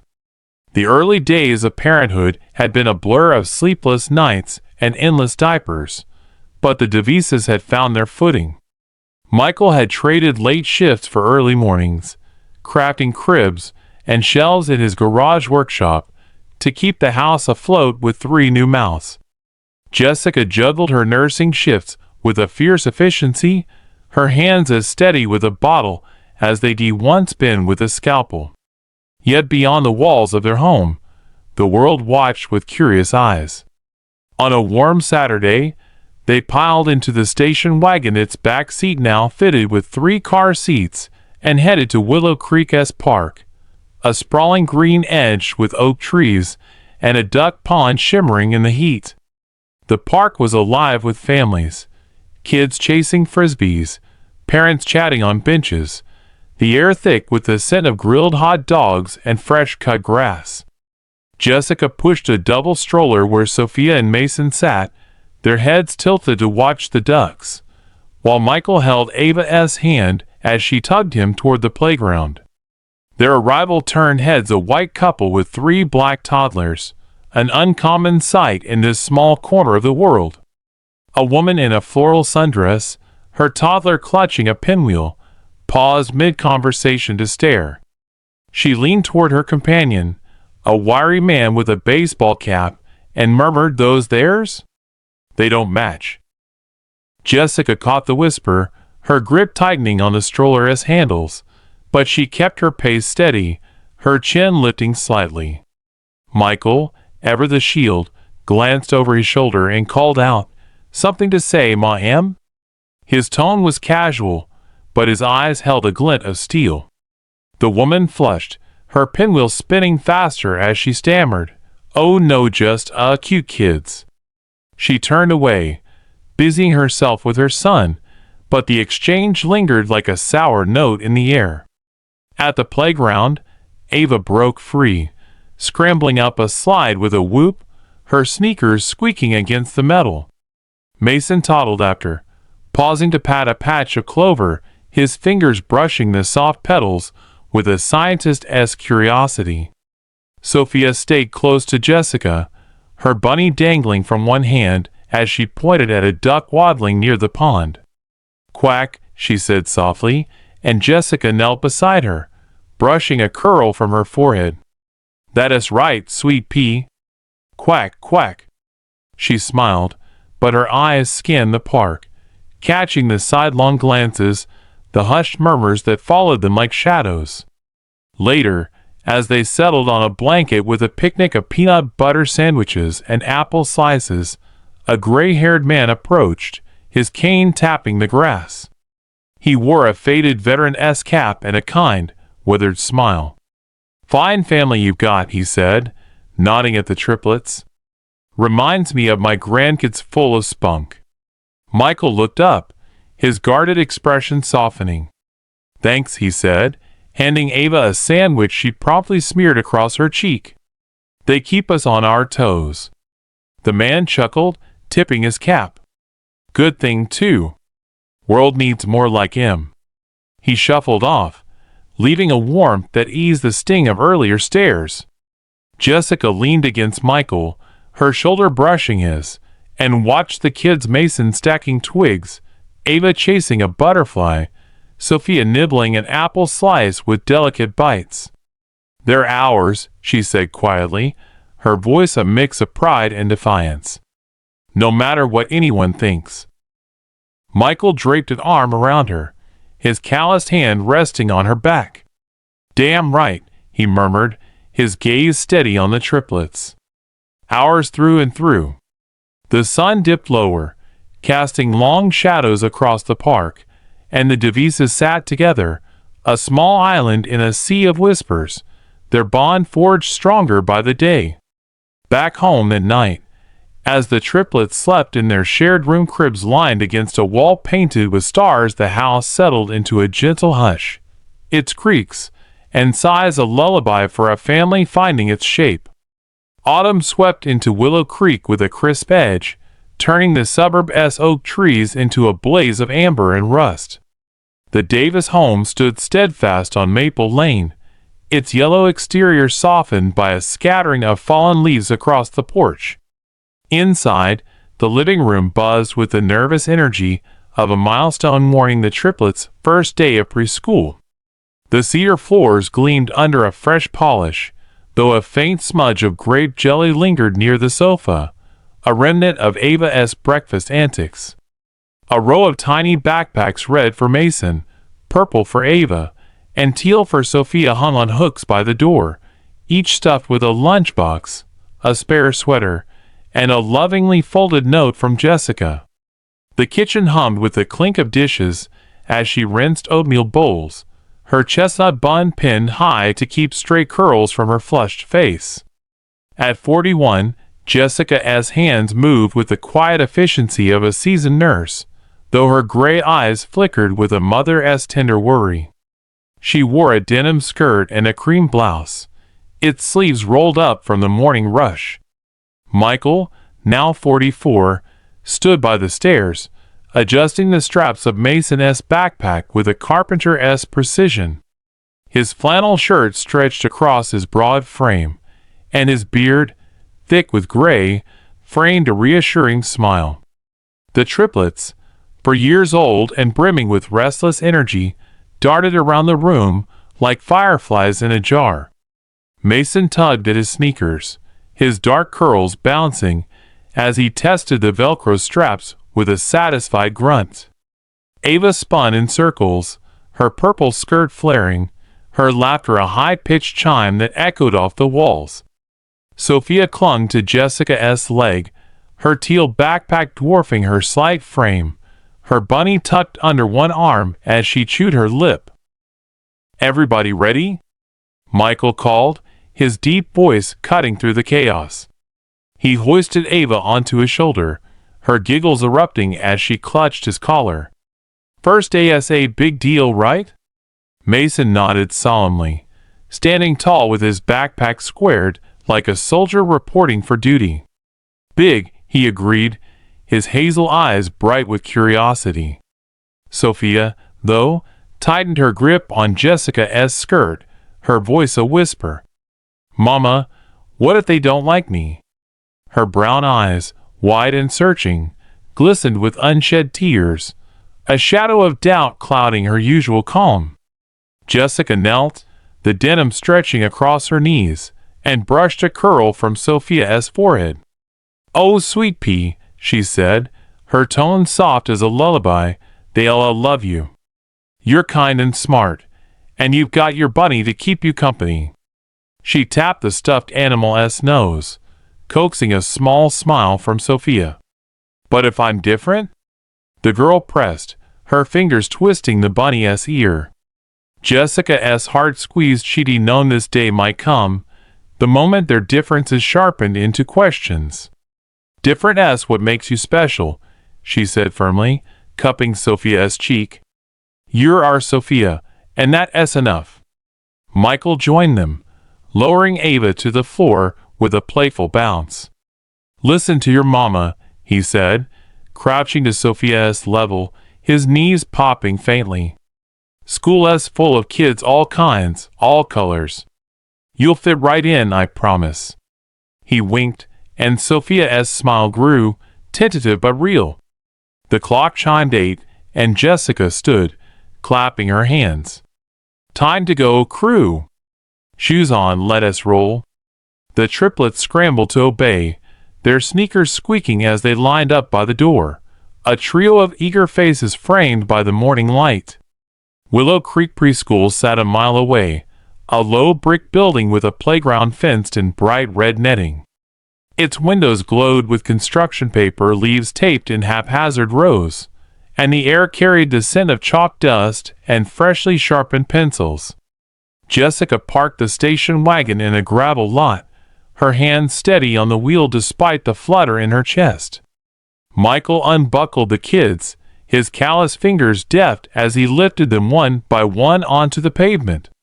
Inside, the classroom buzzed with chattered children stacking blocks, parents snapping photos, a teacher with a clipboard weaving through the crowd. The walls were a riot of color, murals of smiling suns, alphabet charts, and a fish tank gurgling in the corner.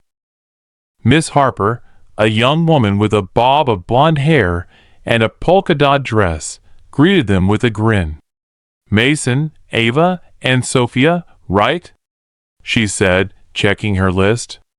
"Welcome. We've got cubbies ready to pick your spots." Ava bolted forward, claiming a cubby with a triumphant mine, while Mason followed at a measured pace, his fingers brushing the wood as if testing its strength. Sophia hesitated, her bunny dangling from one hand, until Jessica nudged her gently. "Go on, sweetie. You've got this." The girl nodded, stepping forward with a shaky breath, her backpack swaying as she chose a cubby near Mason S. The other parents milled about, their voices a low hum of small talk. A woman in a crisp blazer, her son tugging at her sleeve, caught sight of the devices and paused. She leaned toward a friend, her voice a stage whisper. "Those three with them?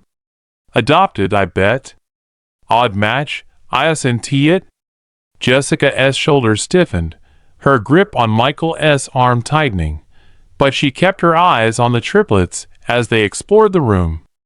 Michael turned, his jaw set, and called over, "They're ours, lady." "Got a problem with that?" His tone was even, but the edge in it silenced her. She flushed, muttering an apology as she steered her son toward the blocks. Miss Harper clapped her hands, her voice bright. "All right, parents, time to say goodbye. We'll take good care of them." Ava waved with both hands, her grin wide, while Mason offered a small, serious nod. Sophia clung to Jessica's leg again, her eyes darting to the other kids, a sea of unfamiliar faces. "Mama, stay?" she whispered, her voice trembling. Jessica knelt once more, her blouse brushing the floor. "Just for a little bit, then I'll be back. You'll have fun. Look, they've got paints over there." She pointed to a table streaked with red and blue, and Sophia's gaze followed, a spark of interest flickering. Michael ruffled Sophia's curls, his hand gentle but firm. "You're brave, kiddo. Show 'em what you've got." He stood, offering Jessica a hand, and they stepped back, watching as Sophia took a tentative step toward the paints, her bunny clutched tight. The other kids swarmed around, some staring, others oblivious, but Mason stayed close, his quiet presence a shield, while Ava's laughter drew a small crowd. As the parents filtered out, Jessica lingered by the door, peering through the glass. "She'll be okay, right?" she murmured, her breath fogging the pain. Michael squeezed her shoulder, his touch warm through her blouse. "She is tougher than she looks," he said, his voice low and sure. "They all are." They walked to the car, the gravel crunching underfoot, and drove home in a thoughtful silence, the weight of this new chapter settling over them. Back at the house, the living room felt emptier without the triplets' clamor, but the backpack's absence on the hooks whispered of growth of a family stretching into the world, one small step at a time. That afternoon, when they returned, Sophia ran to Jessica, her hands streaked with paint, a shy smile breaking through. "I made a son," she said, holding up a crumpled paper smeared with yellow. Ava chattered about a slide. Mason showed a block he'd kept in his pocket, and the Devises gathered them close, their laughter filling the car. The day had tested them, but it had also bound them tighter, a thread of courage woven through their love. Winter draped Willow Creek in a quilt of frost, the suburb-esque streets glistening under a pale January sun. The Davis home on Maple Lane stood warm against the chill, its yellow siding framed by icicles that dripped like glass tears from the eaves. Inside, the living room glowed with the flicker of a fireplace, its crackling logs casting dancing shadows across the cedar floors. The plaid sofa, now patched at one arm, cradled a heap of library books, tales of robots, track stars, and musical prodigies, while the kitchen hummed with the scent of simmering beef stew, its steam fogging the window above the sink. A small Christmas tree lingered in the corner, its needles shedding onto a rug dusted with glitter from Ava's latest craft project. Jessica, now 43, moved through the house with a quiet rhythm, her chestnut hair streaked with silver and pulled into a loose braid. Her nursing scrubs hung in the closet tonight, traded for a thick sweater and jeans, her hands busy threading a needle to mend Sophia's favorite scarf.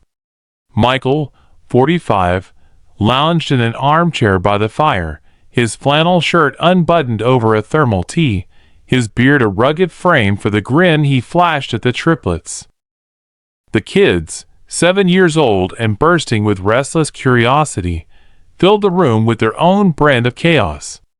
Mason hunched over the coffee table, his dark curls falling into his eyes, as he tinkered with a model robot, its gears clicking under his careful fingers. Ava paced near the window, her sneakers leaving faint scuff marks as she mimicked a sprinter-esque stance, her breath fogging the glass.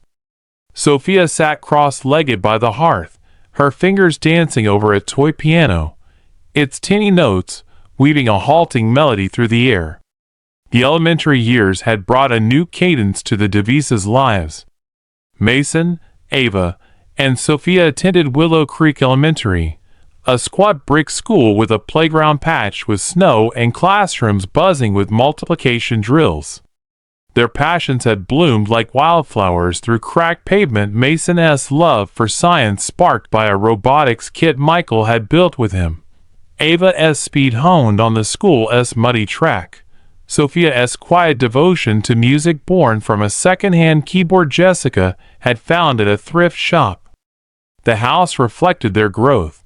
A corner of the garage now a workshop littered with screws and wires, the backyard streaked with Ava's running paths, the living room shelf sagging under Sophia's sheet music.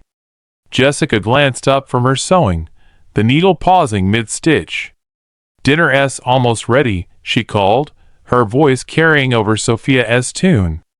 Hands washed, instruments down, let us move. Ava spun toward her, her curls bouncing, and grinned. "I'm starving, Mama. Ran 10 laps today, beat Tommy Carter." She flexed an arm, her sleeve sliding up to reveal a scrape from a tumble she'd shrugged off. Michael chuckled, setting aside a newspaper he'd barely read. "Future Olympian right there," he said, winking at her. "Keep that speed up, kiddo." Mason looked up, his robot-esque arm twitching as he tightened a screw. "I fixed the claw," he announced, his voice steady with pride. "It grabs stuff now, wanna see?" He held up the contraption, its metal fingers snapping shut around the pencil. Sophia paused her playing, her scarf trailing across her lap, and clapped softly. "Cool, Mason," she said, her tone warm but shy. "Mine's just loud." She tapped a key, a sharp note ringing out, and giggled a rare, bright sound that lit her thoughtful face. The evening settled into a cozy routine dinner around the oak table, spoons clinking against bowls, the triplets trading stories of schoolyard triumphs. But as the fire dwindled to embers, a question shifted the air. Mason set his spoon down, his brow furrowing as he stared at the table-esque grain. "Mama, Dad," he began, his voice quieter than usual, "where do we come from?" "Like before you?" The room stilled, Ava's chatter fading, Sophia's fingers freezing on her scarf. Jessica and Michael exchanged a glance, their years of anticipating this moment crystallizing in the silence. Jessica set her mug down, the porcelain clinking softly, and leaned forward, her braid brushing the table. "You mean your birth parents?" she asked, her tone gentle but direct. Mason nodded, his hazel eyes flickering with a mix of curiosity and unease. Ava tilted her head, her spoon dangling midair. "Yeah, like did they not want us 'cause we're brown?" Her bluntness cut through the hush, and Sophia shrank back, her scarf pulled tight around her shoulders like a shield. Michael cleared his throat, resting his elbows on the table, his hands clasped as if anchoring himself. "It's not that simple," he said, his voice low and steady. "They had you two girls and a boy, and they weren't ready. Couldn't he handle the surprise, maybe? But it was about you being you. They just couldn't see past themselves." He paused, searching their faces, his rugged features softening. "We got the call after they left. Saw you three, and knew you were ours, no question." Jessica reached out, her hand covering Mason's smaller one, her fingers warm against his. "You were so tiny," she said, a smile tugging at her lips. "Wrapped up together in one big bassinet, like you were keeping each other safe. We chose you not because we had to, but because we wanted to. You're our family, brown skin and all." Her voice held a quiet strength, a thread of love woven through every word. Sophia's eyes glistened, her voice a whisper. "Did they ever say sorry?" She hugged her knees, the scarf slipping to the floor. Jessica shook her head, her braid swaying. "No, sweet pea. They signed some papers and went away. But that's their story, not yours. Yours started with us." Ava frowned, dropping her spoon with a clatter. "Dumb," she muttered, crossing her arms. "They missed out. We're awesome." Her defiance sparked a laugh from Michael, a deep rumble that eased the tension. "Damn right you're awesome," he said, reaching over to tousle her curls.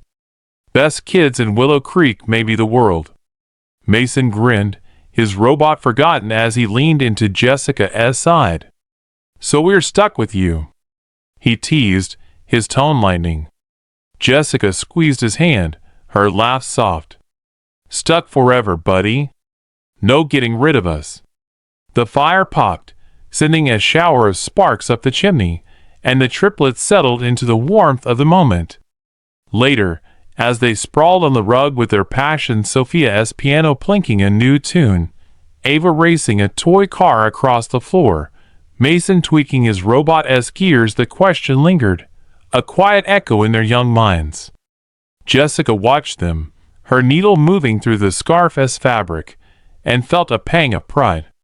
They were growing, stretching toward their own paths, yet rooted in the love she and Michael had planted. Outside, the frost thickened on the grass, the night sky a tapestry of stars above the suburb's rooftops. The Davis home stood as a beacon, its windows aglow with the light of a family forging its own story, one of discovery, resilience, and the unbreakable ties that held them fast, no matter where they'd begun.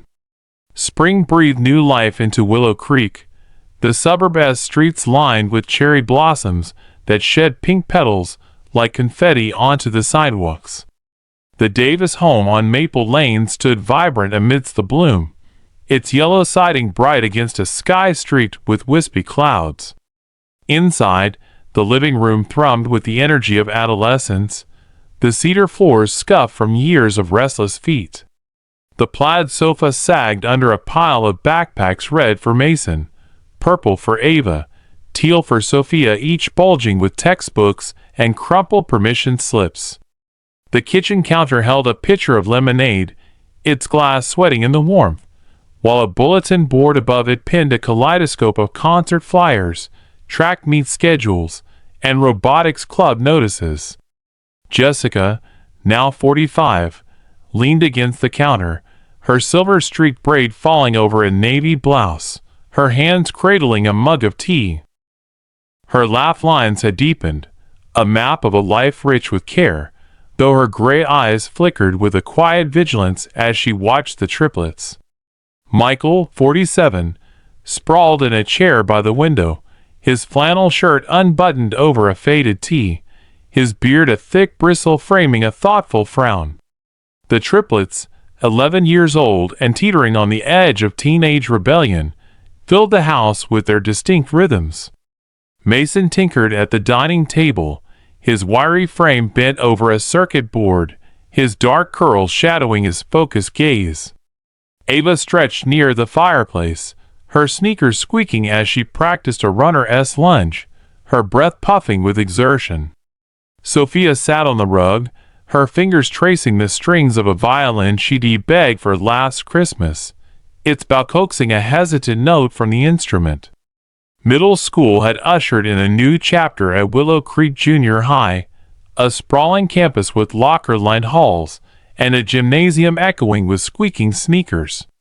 The triplets, now in 6th grade, navigated its chaos with growing confidence, Mason's robotics team earning ribbons, Ava's track record shattering expectations, Sophia's violin solos stealing breaths at recitals. Their passions had carved spaces in a world that sometimes stared too long, their brown skin a quiet contrast to the suburb's pale majority. The Devises had grown accustomed to the occasional murmur, the sidelong glance, but this spring day brought a sharper test. It started in history class, a room thick with the scent of old books and whiteboard markers, its walls plastered with maps and timelines. The teacher, Mr. Grayson, a balding man with a penchant for tangents, lectured on immigration, his chalk tapping the board. Sophia sat near the window, her violin case tucked under her desk, her teal notebook open to a sketch of a musical staff. Mason slouched beside her, his pencil doodling gears, while Ava fidgeted in the back, her leg bouncing under the table. A classmate, Tyler, a lanky boy with a smirk and a mop of blonde hair, leaned over, his voice a low jab. "Hey, Sophia, where is your family really from? You don't look like your parents." The room hushed, heads turning as Sophia froze, her pencil snapping in her grip. Her brown eyes widened, a flush creeping up her neck. Mason straightened, his circuit board calm replaced by a protective glare, while Ava's legs stilled, her fists clenching. "What is that supposed to mean?" Sophia asked, her voice tight but steady, the violin bow trembling in her lap. Tyler shrugged, his smirk widening. "Just saying your mom and dad are white. You guys don't match." "What is the deal?" Mason cut in, his tone sharp as a blade. "The deal is they're our parents. Adopted us, end of story." His words landed hard, but Tyler pressed on, undeterred. "Yeah, but where do you come from before that? Africa or something?" A few kids snickered, the sound grating against the hum of the overhead lights. Ava shot to her feet, her chair scraping the floor. "Shut up, Tyler," she snapped, her eyes blazing. "We're from here, same as you. Got a problem, take it outside." Mr. Grayson turned, his chalk pausing mid-scroll. Enough, he barked, his voice cutting through the tension. Tyler, sit down. We're talking history, not gossip. The boy slouched back, his smirk fading, but the damage lingered in Sophia's hunched shoulders, Mason's clenched jaw, Ava's coiled energy. When the bell rang, the triplets filed out, their silence heavy, as they trudged home through the petal-strewn streets, the confrontation replaying in their minds. That evening, the living room crackled with an undercurrent of unease. Sophia sat curled on the sofa, her violin resting beside her, her fingers twisting a strand of hair. Ava paced near the window, her sneakers thudding softly, while Mason knelt by his circuit board, though his hands stayed idle. Jessica caught the shift, setting her mug down with a gentle clink. "Rough day?" she asked, her voice a calm anchor as she crossed to sit beside Sophia. Mason nodded, his gaze fixed on the table. "Some jerk at school asked about our real family," he muttered, his tone bitter. "Like you and Dad aren't it?" Michael looked up, his newspaper rustling as he set it aside. "Who asked this jerk?" he asked, his voice low but edged with steel. Ava spun around, her arms crossing. "Tyler. Said we don't look like you 'cause we're brown?" Sophia shut him down, but he kept going. Sophia shrank deeper into the cushions, her voice small. "I told him you're our parents. He didn't care, just wanted to know where we're really from." Jessica's hand found Sophia's, her touch warm and steady. "You did good, sweet pea," she said, her gray eyes fierce with pride. "You don't owe anyone an explanation. You're ours, full stop." Michael leaned forward, his elbows on his knees, his rugged face softening. "This Tyler kid, he is fishing for trouble. Doesn't he change who we are? You three are devices, brown skin or not. Anyone says different, they're wrong." Mason shifted, his circuit board clattering as he pushed it aside. "But what about before?"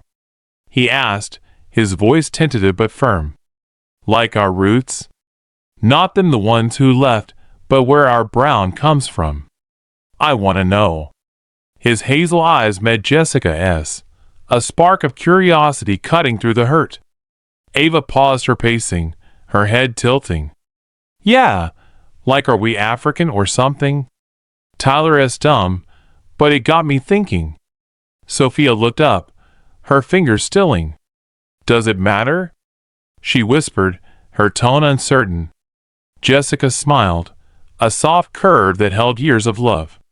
"It can, if you wanted to," she said, brushing Sophia's cheek. "Your birth parents didn't tell us much, just that they couldn't stay.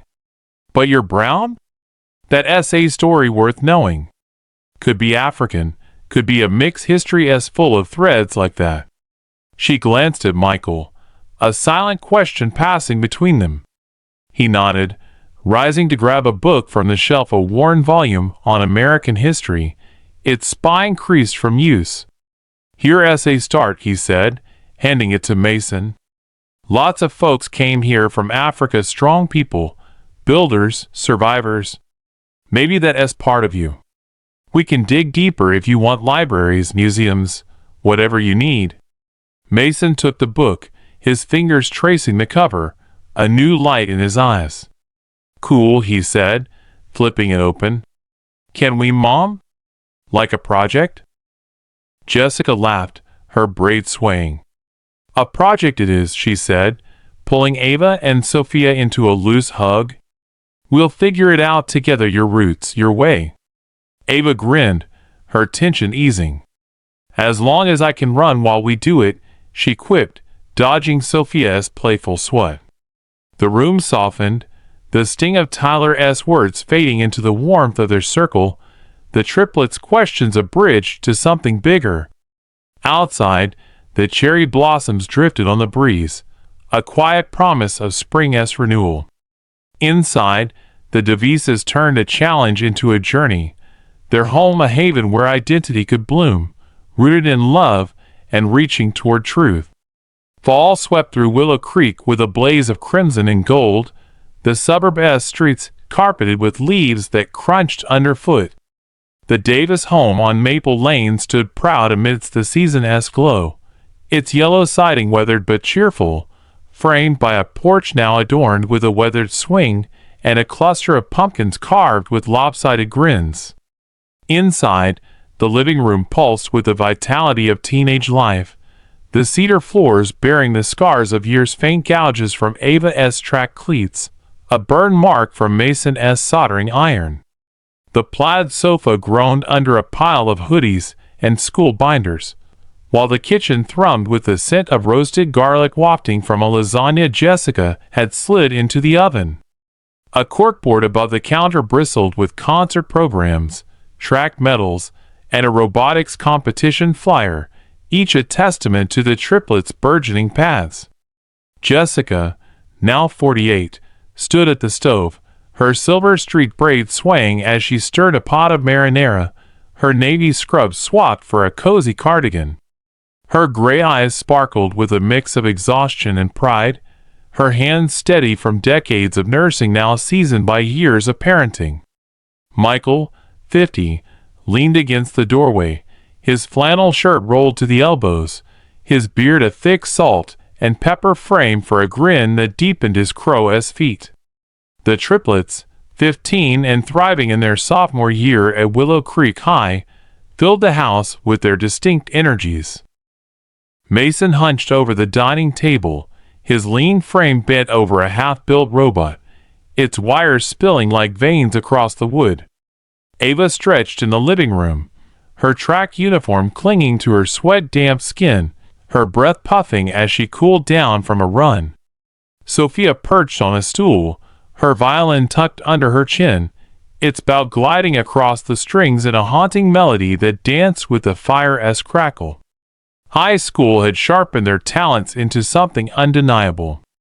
Mason's robotics team had clinched a regional title, his latest creation a sleek rover with a grasping arm earning whispers of college scouts. Ava's speed had turned heads on the track, her relay team eyeing a state championship, her strides a blur of power and grace. Sophia's violin had found a home in the school orchestra, her solos weaving through auditoriums with a quiet intensity that left audiences hushed. Their brown skin, once a point of stares in this pale suburb, now framed their triumphs, a badge of resilience etched into every ribbon, medal, and standing ovation. The evening settled into a familiar hum, plates clattering as Jessica served dinner, the triplets trading jabs about homework and practice schedules. But the weekend promised something bigger. The Willow Creek Harvest Fair, a tradition of hayrides, cider stands, and a talent showcase under a canopy of twinkling lights. The triplets had signed up Mason to demo his rover, Ava to race in a charity sprint, Sophia to perform with the orchestra, and the devices buzzed with anticipation. Saturday dawned crisp and clear, the air thick with the scent of apples and wood smoke as the fairground sprawled across the town square, its booths draped in burlap and strung with amber bulbs. The crowd milled about, kids clutching caramel apples, parents sipping steaming mugs, the chatter mingling with a fiddle band's lively tune. Mason set up near the pavilion, his rover whirring as it rolled across a makeshift track, its arm snagging a foam ball to cheers from onlookers. Ava warmed up by the race lane, her sneakers kicking up dust, her eyes narrowed with focus as she stretched her hamstrings. Sophia tuned her violin backstage, her fingers trembling slightly, her teal scarf a gift from Jessica draped over her shoulders like a talisman. Jessica and Michael wove through the throng, their hands brushing as they carried folding chairs, their pride a quiet glow in their weathered faces. The sprint came first, a 100-yard dash pitting Ava against local teens. The starter's whistle pierced the air, and she launched forward, her legs a piston blur, her curls streaming behind her. The crowd roared as she crossed the line first, dust swirling in her wake, her grin fierce as she pumped a fist. "That's my girl," Michael bellowed, his voice rising above the cheers, while Jessica clapped, her cardigan slipping off one shoulder. Ava jogged over, sweat beading on her brow, and hugged them both. "Told you I'd smoke him," she panted, her laughter bright against the evening chill. Mason's demo followed, his rover navigating obstacles, a ramp, a sand pit, its arm plucking a flag to applause. A gray-haired man in a tweed jacket, a college recruiter, scribbled notes, his nod a silent promise of future calls. "Nice work, son," Michael said, clapping Mason's shoulder as the boy packed up, his hazel eyes gleaming with quiet triumph. "It's the gears," Mason replied, a rare grin breaking his focus. "Took me 3 tries, but they're perfect now." Sophia's turn came last, the orchestra filing onto a stage framed by hay bales. The lights dimmed, the crowd hushing as her bow touched the strings, a slow, aching note rising into the night. Her solo a piece, she decomposed, wove through the air, its melody a thread of longing and strength, her brown fingers steady despite the spotlight's glare. When the final note faded, silence held for a heartbeat before applause erupted, a wave that lifted her shy smile. Jessica's eyes glistened, her hand finding Michael's, while he whispered, "She has something else, Jess." As the fair wound down, the Devises gathered near a cider stand, the triplets sipping from steaming cups, their faces flushed with victory. A woman approached, middle-aged, her coat buttoned tight, her gaze lingering too long. "Quite a family," she said, her tone teetering between awe and skepticism. "You're their parents, I assume?" "Unusual, isn't it?" Jessica's smile tightened, but her voice stayed even. "Not unusual to us," she said, her arm sliding around Sophia. "They're ours, always have been." The woman blinked, taken aback, then nodded awkwardly. "Well, they're talented, that's for sure," she mumbled, retreating into the crowd. Ava rolled her eyes, nudging Mason. "Why do people care?" she muttered, sipping her cider. "We're just us." Mason shrugged, his robot cradled under one arm. "Dunno. Guess they're not used to awesome." Sophia giggled, her scarf slipping as she leaned into Jessica. "They'll all get over it," she said softly, her confidence a quiet bloom. Michael chuckled, pulling them all into a loose huddle, his flannel brushing their shoulders. "Let him stare," he said, his voice a rumble of warmth. "You 3 light up this town, nothing unusual about that." The fair-ass lights twinkled above, the fiddle band striking up a final reel, and the Devises stood together, their triumphs a shield against old whispers, their bond a beacon in the autumn night. Back home, the living room settled into a gentle hush, the triplets sprawled with their spoils, Ava's metal gleaming, Mason's rover humming, Sophia's violin resting on its stand. Jessica and Michael sat by the fire, their hands entwined, the day's victories a quiet song in their hearts. The house creaked softly, its walls holding a decade of their story, as the triplets' high school years stretched toward a horizon bright with promise. Summer draped Willow Creek in a golden shroud, the suburb's streets shimmering under a sun that baked the asphalt into waves of heat. The Davis home on Maple Lane stood as a weathered sentinel, its yellow siding softened by time, the porch swaying gently in a breeze tinged with the scent of honeysuckle. Inside, the living room radiated a quiet pride, the cedar floors gleaming despite years of wear, scratches from Ava's track shoes, a dent from Mason's tools. The plaid sofa, freshly upholstered in dove gray, cradled a scattering of college acceptance letters, while the kitchen pulsed with the aroma of peach cobbler, its crust browning in the oven. A gallery of photos lined the walls, Mason with his robotics trophies, Ava mid-stride on the track, Sophia bowing after a concert, each frame a milestone etched in love.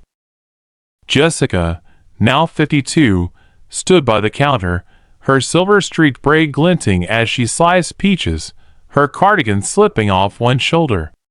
Her gray eyes held a blend of joy and contemplation, her hands steady from years of nursing now seasoned by motherhood's trials.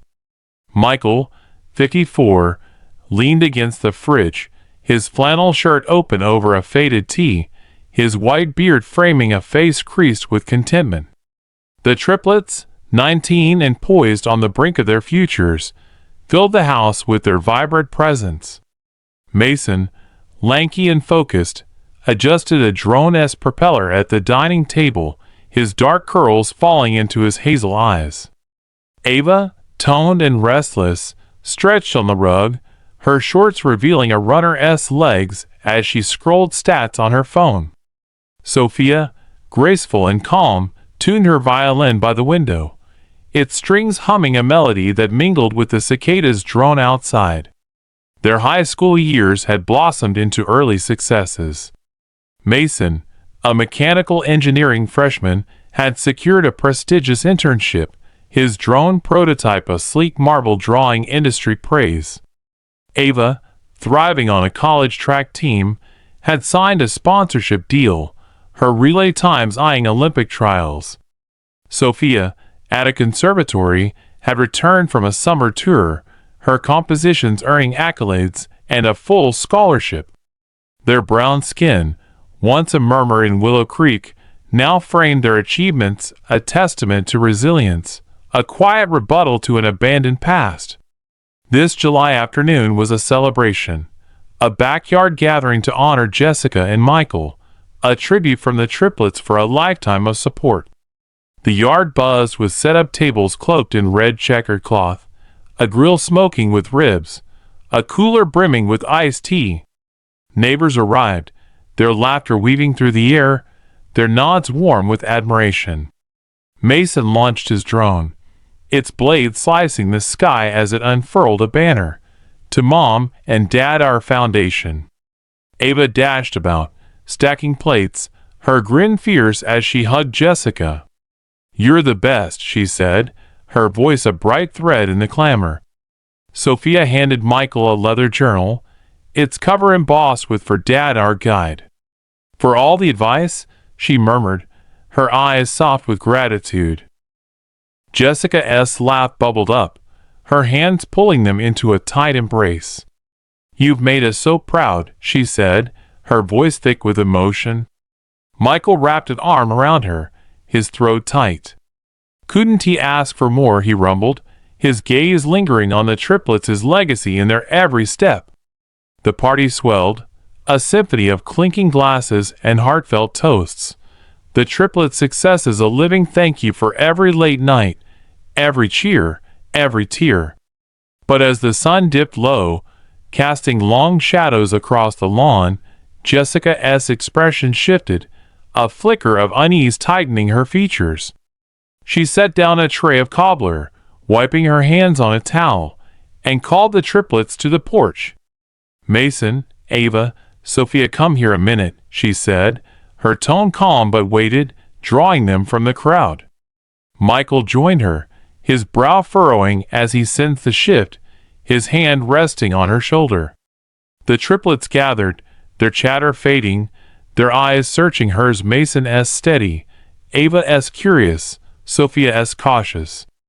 Jessica took a breath, her braids swaying as she met their gazes.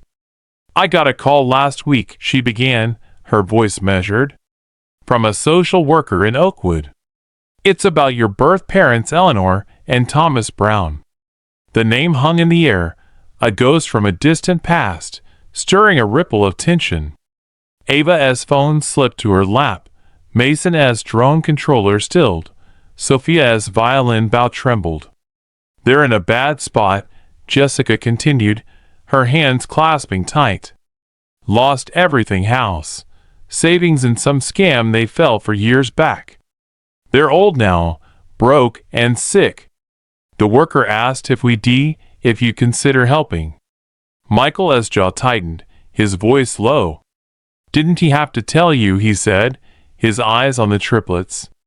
But your mom thought you should know. It's your call. The yard's laughter faded to a distant hum, the weight of the moment settling over them. Ava leaned forward, her brow furrowing. Help them? After they ditched us? Her tone was sharp, but a flicker of doubt softened it. Mason set his controller down, his voice even. What kind of help? Like money? Sophia hugged her violin case, her whisper faint. Why us? They never cared. Jessica nodded, her gray eyes steady. They didn't back then. Scared, selfish, whatever it was, they walked away. Now they're paying for it alone, no family, barely scraping by. The worker said they've got medical bills piling up, no insurance. They're not asking directly, don't even know I'm talking to you. But I thought you're adults now. You deserve to decide.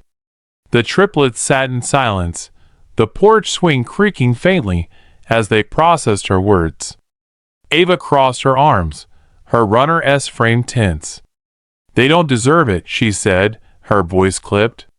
Dumped us 'cause we weren't white enough for him. Why should we care? Mason tilted his head, his fingers tracing the drone's edge. Maybe 'cause we're not like them, he mused, his tone thoughtful. We've got more jobs, futures. Couldn't we spare something? Sophia looked up, her brown eyes glistening. I don't hate them, she said softly. I just don't know them. But if they're hurting?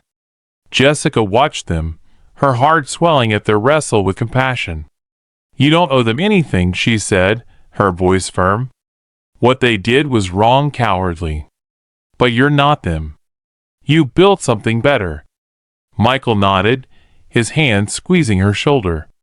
Your hearts are bigger than theirs ever were, he added, his rumble warm. Whatever you choose, we're behind you. Ava exhaled, her tension easing as she glanced at her siblings. Okay, fine, she said, her defiance softening. Not 'cause they're family, they're not. But 'cause we can. I'll pitch and sell some gear or whatever. Mason nodded, pulling out his phone. I've got internship pay, he said, scrolling through his account. Could send a chunk every month, keep him afloat. Sophia set her violin aside, her voice steadying. My tour money, I'll add it. Not for them, really for us. So we know we're bigger than their mistake. Jessica's eyes misted, her hand covering her mouth as pride surged. You sure? She asked, her tone gentle. This'd be ongoing till they're gone. It's a lot. Ava shrugged, a faint grin tugging her lips. We're tough, Mom. We'll handle it. Mason met her gaze, his resolve firm. It's not about forgiving, just doing what is right. Sophia smiled, small but sure. They gave us up. We're getting back our way. Michael chuckled, his arm pulling Jessica close. Raised him damn well, he murmured, his voice thick. Jessica nodded, her braid brushing his chest. Better than we hoped, she whispered, watching as Mason texted the social worker. Ava calculated her funds, and Sophia jotted a note for her next deposit. They agreed on a modest stipend, enough for essentials and medical care sent monthly, no strings, no reunion, a quiet act of grace from a distance. The party resumed, the night deepening with fireflies and laughter, the triplets rejoining the celebration with lighter steps. Jessica and Michael stood on the porch, hands entwined, the cobbler's warmth a sweet finish to a day of reckoning. They're incredible, she said, her eyes tracing their grown children. Michael squeezed her hand, his voice a low hum. Always were, just took growing up to prove it. The Davis home glowed, its walls a testament to love and redemption, as the triplets strode into their future successful, generous, and free, their past a shadow they outshone with light.